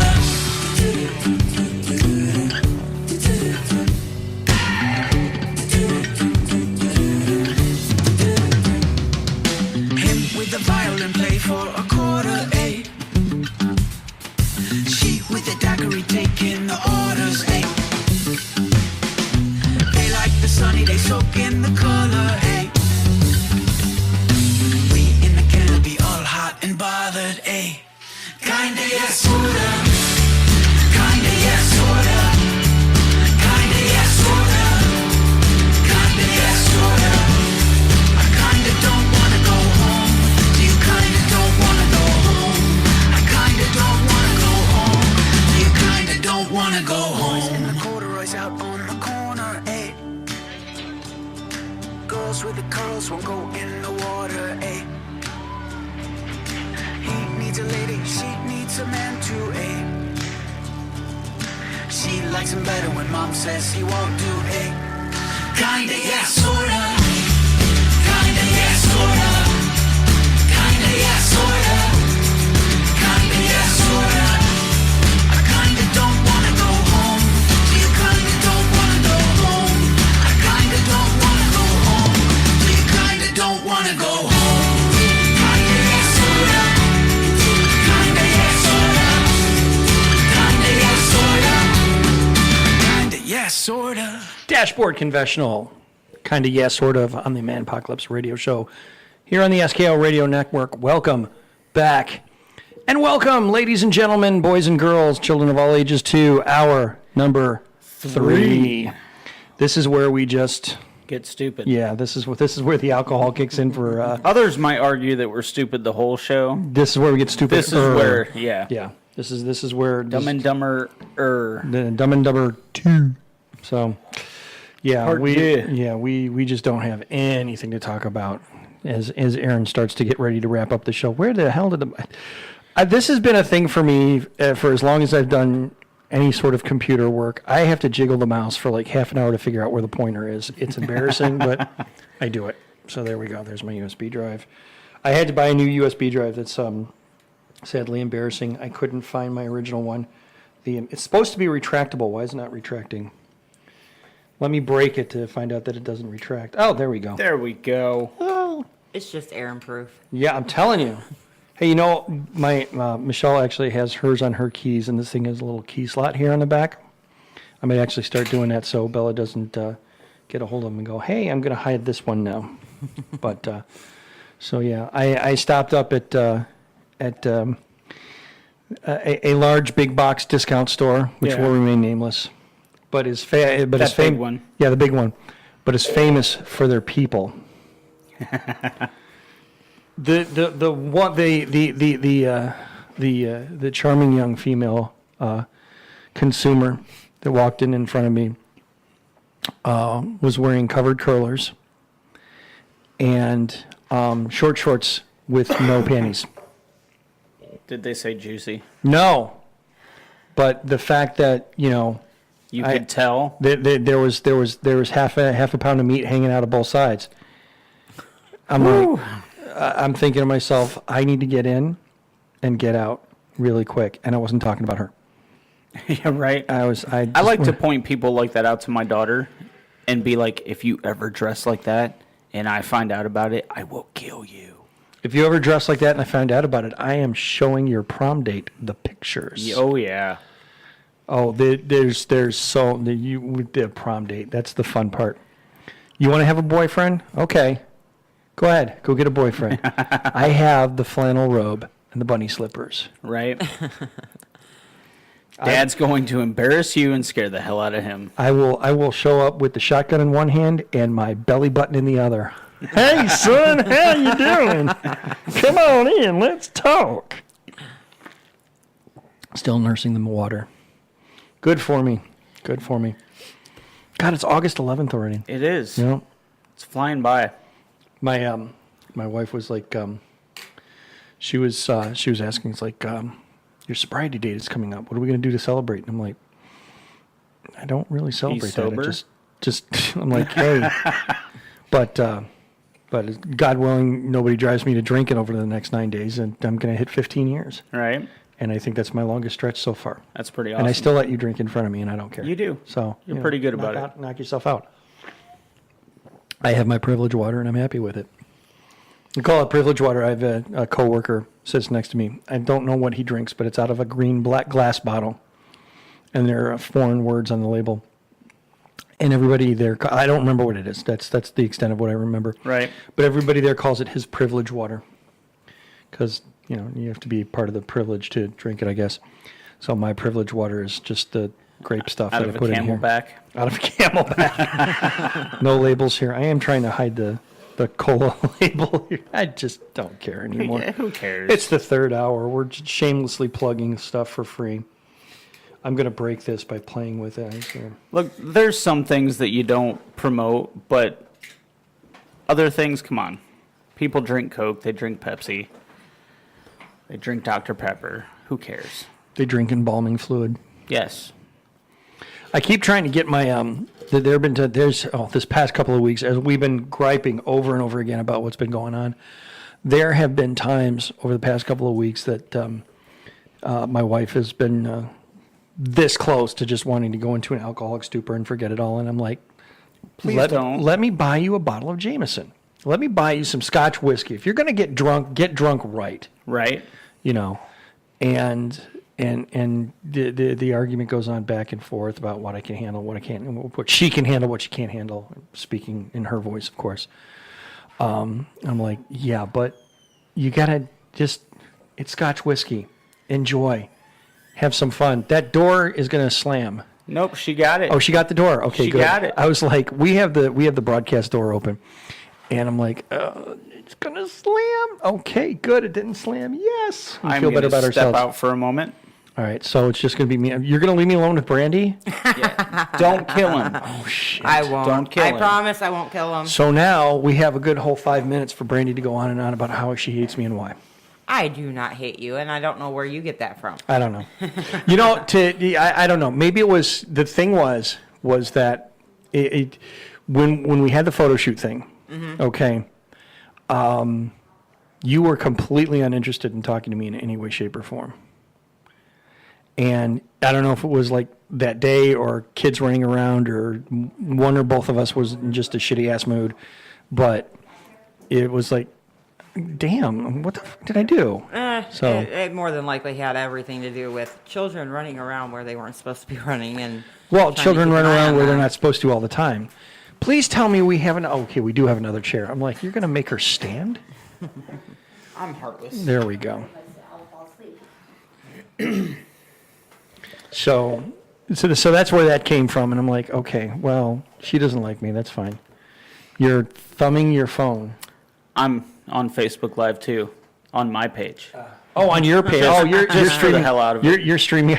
Yeah. Just so people can look at my ugly mug and wonder what the hell I'm doing talking to myself into a microphone, because they probably can't hear you guys. I'm not loud enough. I can be louder. I'm sure you. I can be really loud. That was Aaron. It's not always like this.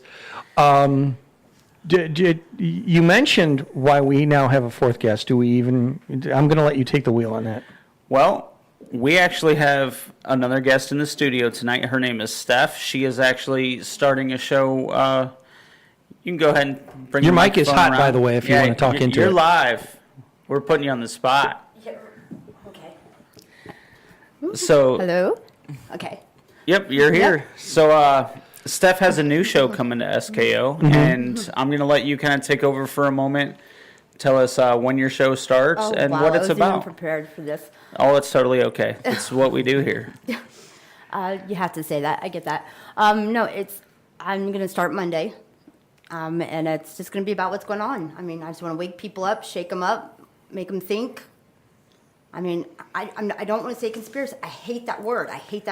They've dumbified it down so bad, and they played it down so much to where it's not conspiracies when it's true. Mm-hmm. You know? Right. So I don't know what to call it yet. So I kind of don't have a word for you. Gotcha. So it's more along the lines of the truth But truth that people don't know yet. Yes. So What's under I their think nose? Kind of like X-Files. The truth is out there. I was going to say, I think the name But of the now, show is now The Truth. the truth is here. The The truth. problem is don't compare it to the X-Files because the truth is they're the ones who made X-Files.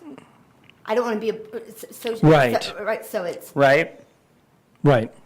I mean, yeah. So So There you you're basically going to be talking about all the stuff that's going on, all the lies and BS that they're I know trying a to lot of feed people- us. it's in me. I don't know why, but I research. I need to know the truth. I can't stand that they're pulling any wool over my eyes. So if I'm looking, it's just pissing me off that bad. Boop. This is your internet hands radio. back. If it makes you feel any better, we say fuck a lot. Thank you. So don't. This is Yeah, making me this feel is better. internet radio. I know. Cussing is totally okay. I can't adjust the camera to show, but she's very nervous. Oh yeah. Very It's okay. It's embarrassed. okay. Oh, I know. Knock- I know. knock- knock- It's knock- me. knock the it's wheels me. off. No, it's me. I'm a perfectionist, so it's just me. No problem. When I came on, I have never done this before. Okay, Aaron at least went to school for radio and has some experience. I never did anything radio related when I started this show.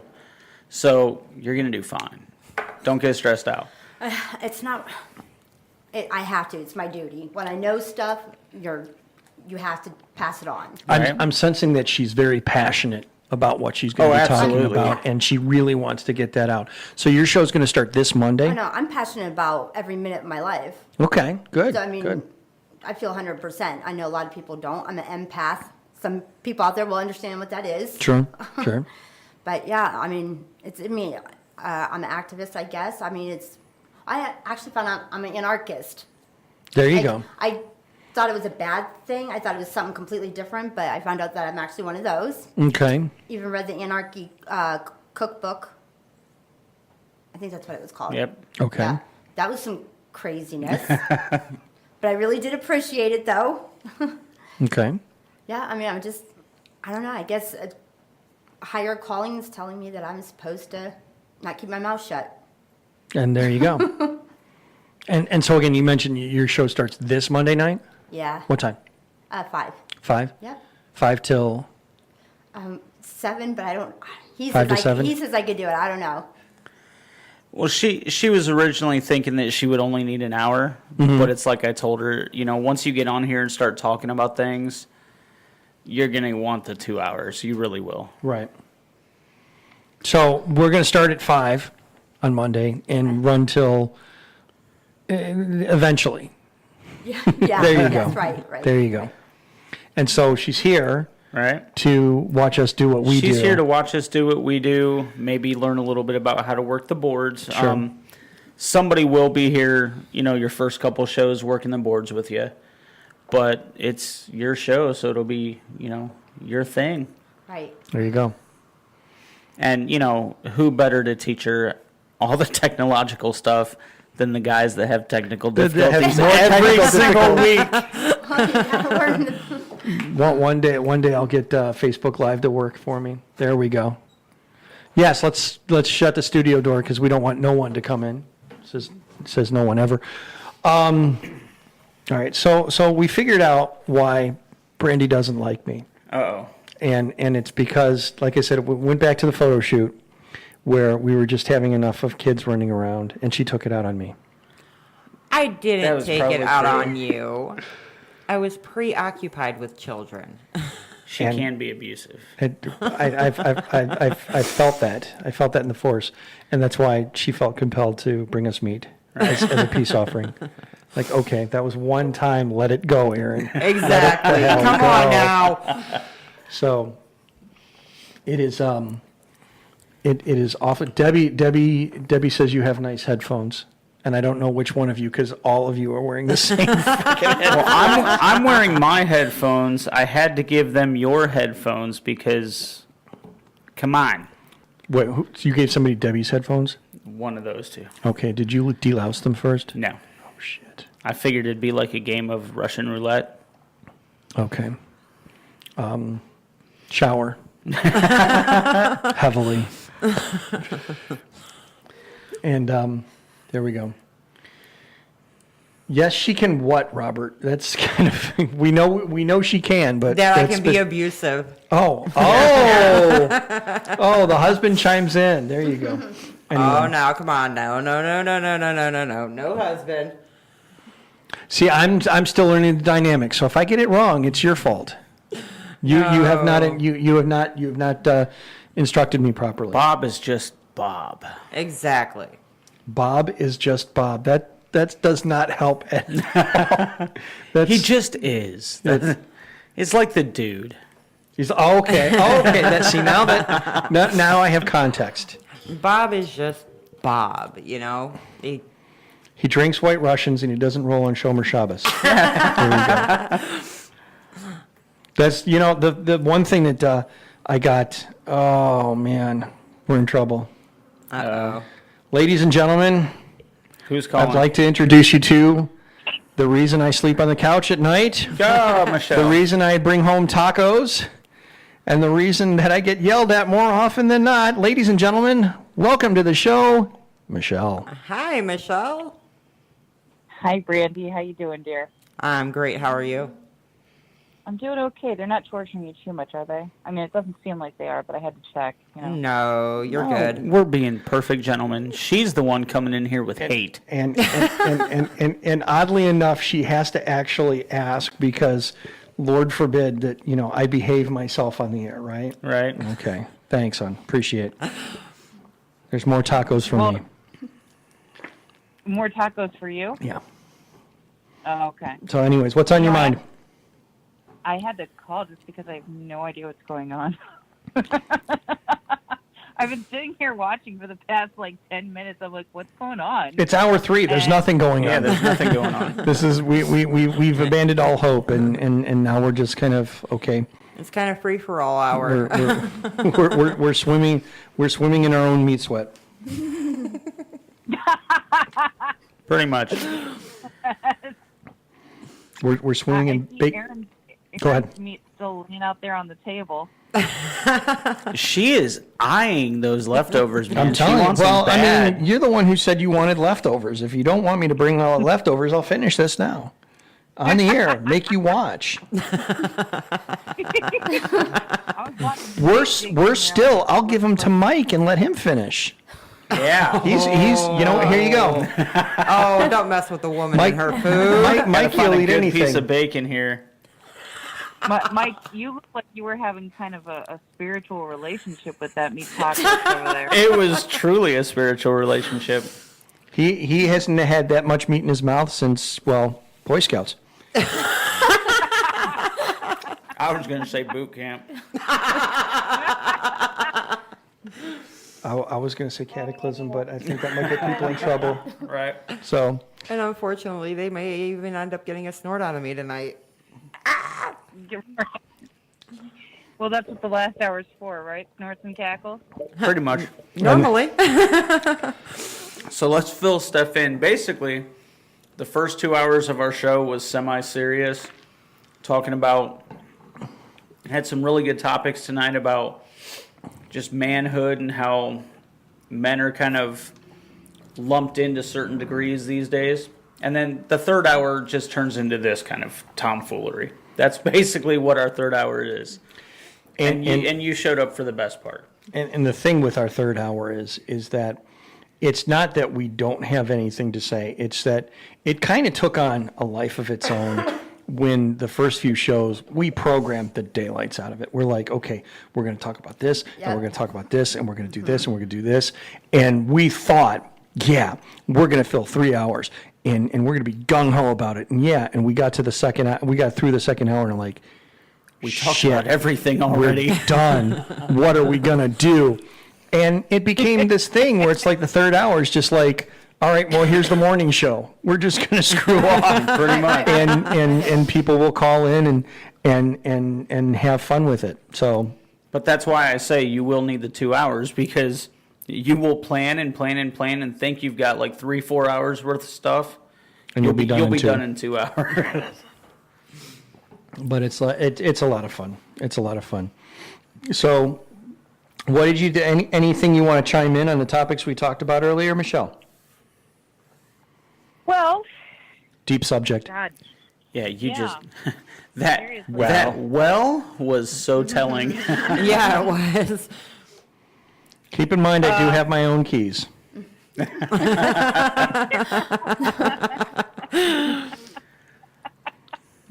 Oh, yeah, no, nothing bad. Seriously, I mean, you guys touched on some really important topics, and while I was doing dishes for a majority of the conversation, I couldn't necessarily call in and put my 2 cents in, but you covered everything rather well.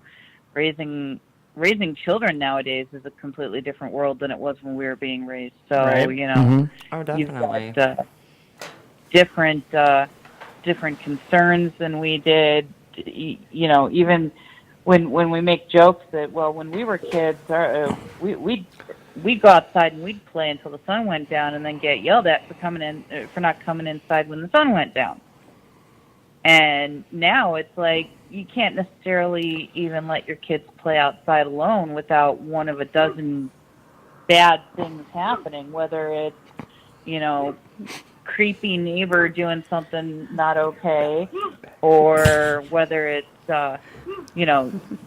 kids getting beaten up by a bully, or, Hey, Mom. God knows what. Yeah, I've got background. Yeah, we can all hear Bella.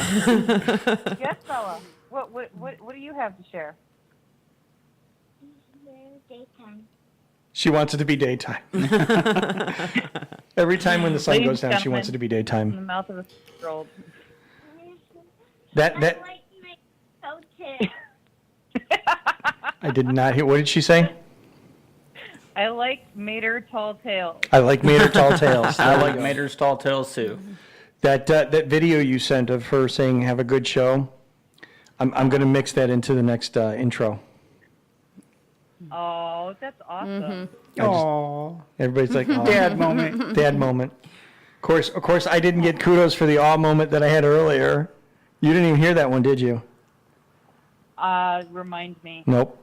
No, it's past. It's over. It's past. I'll remind. You know what? I'll play it for you when I plug in the audio. Okay, that's fine. I mean, like I said, I was multitasking around the house during the show, so my apologies if I missed some serious awe moment. Mm-hmm. He deserved a participation trophy at least. Participation trophy. M-I-L-L-E-N. M-I-L. Oh no! We got a live snort. I'm actually going to turn my Facebook Live to show the snorter. She's trying so hard not to look at us. I can finish the song. No! Are we going for the hat trick tonight? No. That was just her. There he sits inside your local coffee shop. We gotta find Wearing a man bun and facial hair. We gotta find that and play it. Oh no, please. I have it in my. I took the audio from that and ripped it into my library. That had that as a ringtone for a while. All right, so you were multitasking, and so that's more tacos for me then, huh? There you go. Hey, you got Manpocalyse. Don't complain. Wait, what? And that's why I said I was going to bring home tacos and stuff, which I'm not going to. Yeah. I totally thought she said that you got her topless, and I was like, the Manpocalypse just totally went to a whole new level of fun. How do you think she does dishes?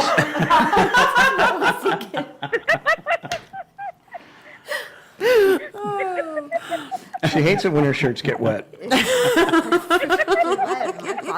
I mean, I, on the other hand, do not.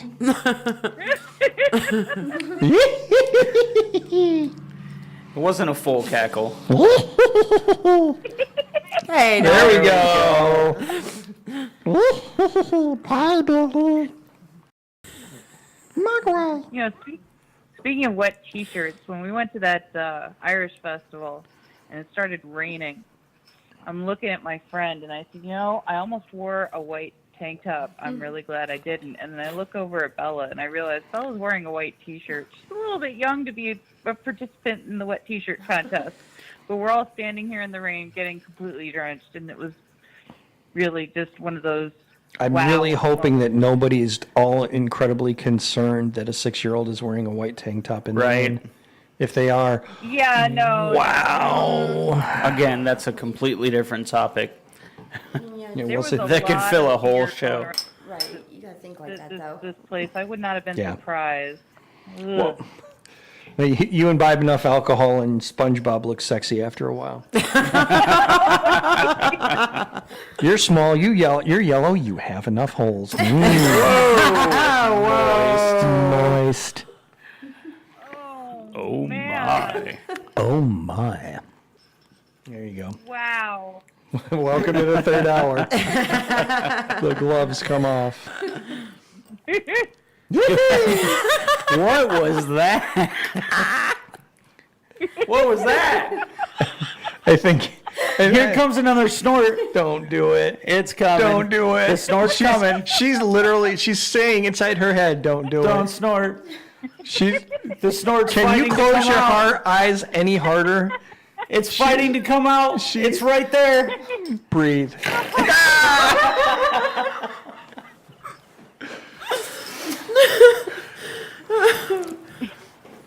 Brandy, In through the nose, out through the mouth. Come on.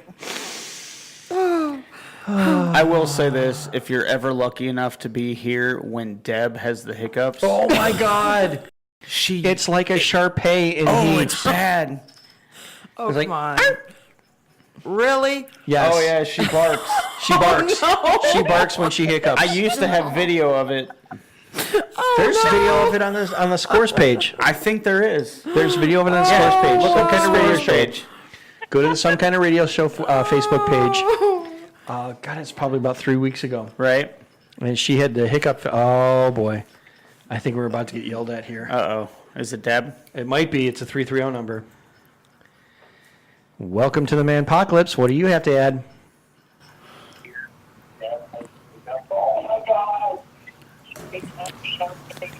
Nothing?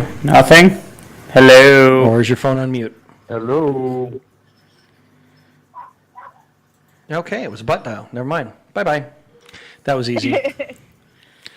So anyway, actually, where's my phone? I probably all charged up now. About 52 is 52. So what do you think, Steph? You got any questions? I don't know. I was just taking it all in. She's taking it all in. Well, closed mouth. Yeah, learn these guys more, are right? troubled, but I was gonna say it's kind of become tradition anymore that in the last hour we get the cackle and the snort going. Pretty much. Yep. Yep. Moist. To clue you in, we don't really know why, but moist just became one of our catchwords, mainly because most people hate that word. Right. I hear that. Bella's sitting behind me trying to cackle into the phone. SKO Radio. That's the best plug. Oh, you know what? Yeah, it I'm is. gonna get her to cut the next promo. That'd be awesome. I bet I could get that. I could totally get her to do it. She loves talking into the microphone.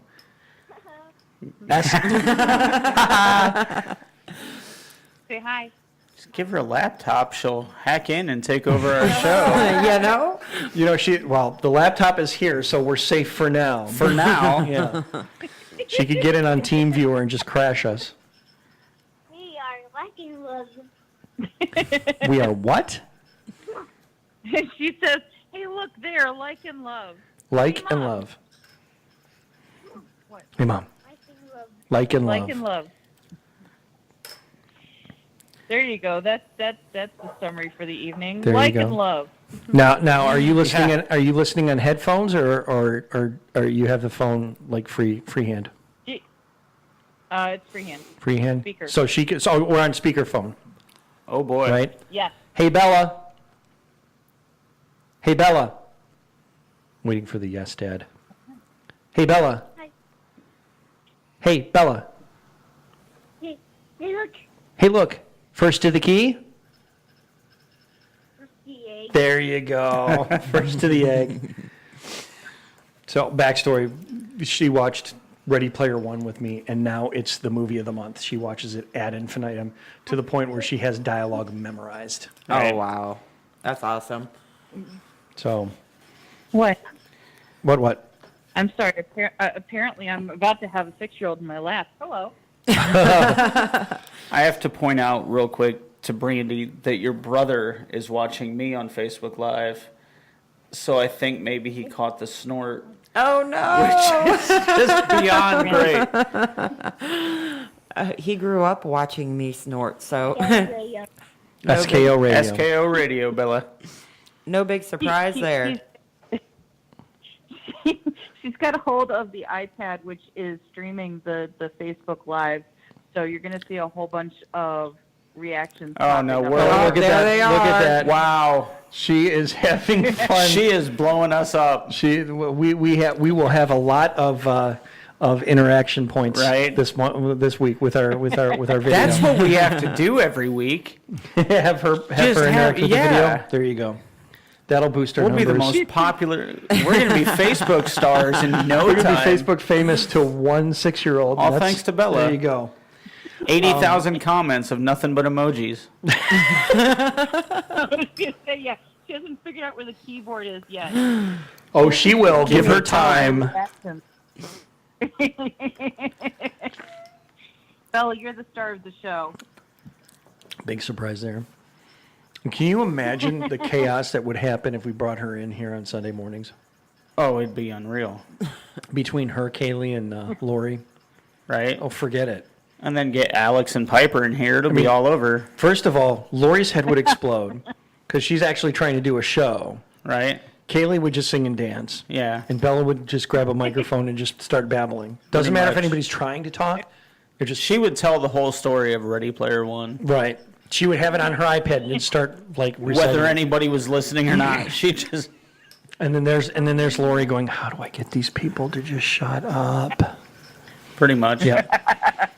As a matter of fact, I think I should bring her tomorrow and let her do the kids show. What do you think? What do you think, Michelle? Bella, come with me to do the kids show.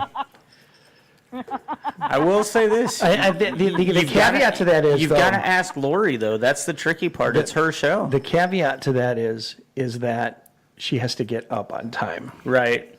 And therein lies the challenge. Right. Because get her awake and coherent at 9 a.m. Yeah, not so much. No. Yeah. I'm barely coherent at 9 a.m., but there you go. He's getting later. It's getting It later. is getting later. It's almost bedtime. Mater loves juice. Mater loves juice. I thought she said Mater loves Jews. He says Jacob. He said dadgum. So the rest of the show is going to be Bella giving us a play-by-play of Mater's Mater's, Tall yep. Tales. Outstanding. Come on, great show. Yeah, absolutely. You know what, though? Hey, We do a pretty good job of, telling people when this is not going to be a family-friendly, show. and here's the family-friendly part. But to be honest, how much of our show in the past 9 weeks has been about fatherhood? So There you go. if anybody listening right now doesn't This is- appreciate this, This is what then it's all about. This is why we do the stupid stuff we do. This is why we sacrifice sleep, sacrifice Oh, well-being. you gave me back my toy. I gave you back your button. Now play with your button quietly.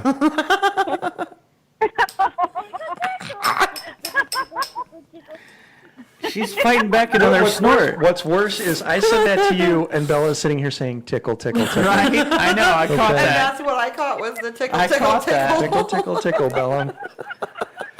Now you understand why I want to have that talk like next week. Yeah. There's Your just- wife's full on cackling now. I can imagine she is probably on the floor right now, Yeah. trying to breathe. She may have to change her pants after this one. She's probably not wearing pants after this one. She already did the dishes topless. You're taking home tacos, so I'm taking home tacos, so something bad's about to happen. and when you play that all moment, And unfortunately, Michelle's probably sitting there laughing at my face right now, so. Well, she's looked at my face all this time, so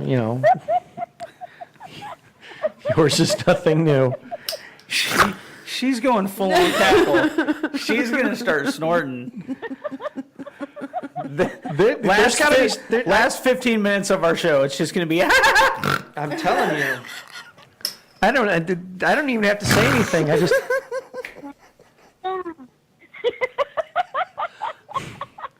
And Bella reacting to all of it. Right? Now, if Bella snorts, game over. Game over. Game over. We're ending the show early.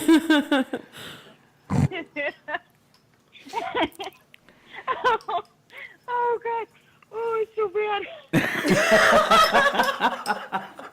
I think we broke your wife. Why does it sound like we're listening to a bad porno right now?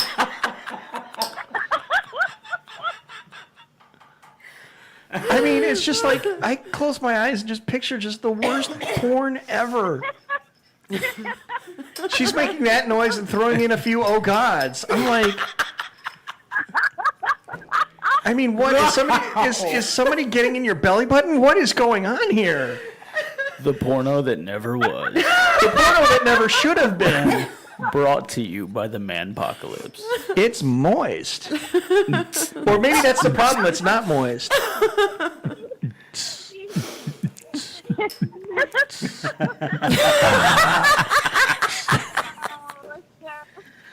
And what kills it all, we're sitting here talking about the worst porno ever made, and there's a 6-year-old in the background. Oh yeah, we're Yeah. This is when we show why we're good parents. Oh, Lord. Somebody else is Over here. here like, I love shirts. I love shirts. Why did we get the evil look from Deb? I don't know. What's that, Bella?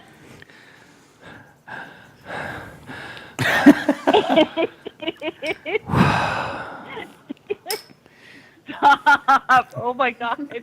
That played right into the worst porno ever, right there, Michelle. There you go. Stop! Oh my Oh, God! stop. I've had enough. No more meat. No more meat. It's Return of the Meatpocalypse, the porno. Bacon wrapped cheese. I can't even finish what I was trying to say. Bacon Is wrapped. that Cheese coming out of your stuffed. meat? Mashed potatoes on the side. Mashed potatoes on the side. It's Manpocalypse, the porno. Coming, literally coming to a theater near you. Wow. This is the episode that's going to put us on the express lane to hell. Oh, yeah. Like, we're just going to kick open the door and go, honey, I'm home. What's the Wi-Fi pretty much. password? She's got Bella cackling. We're going to walk through the Bella gates of hell, and cackling. Satan's just going to be like, you guys. Yeah. You guys, I love the show. Oh, wow. She's got Bella cackling. I'm in trouble. I'm going to take the long way home tonight. Yeah. I'm telling you. No, what are you doing?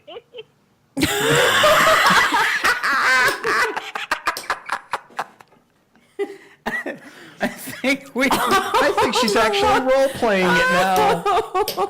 I honestly think she's role-playing it now. Oh, the look on Aaron's face.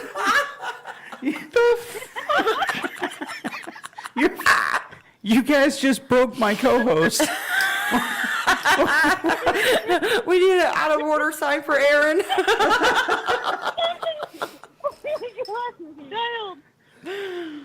Oh, God.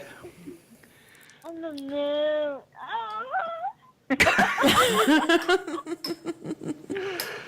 I am so glad I'm recording this. Right? This is prosperity. Yep.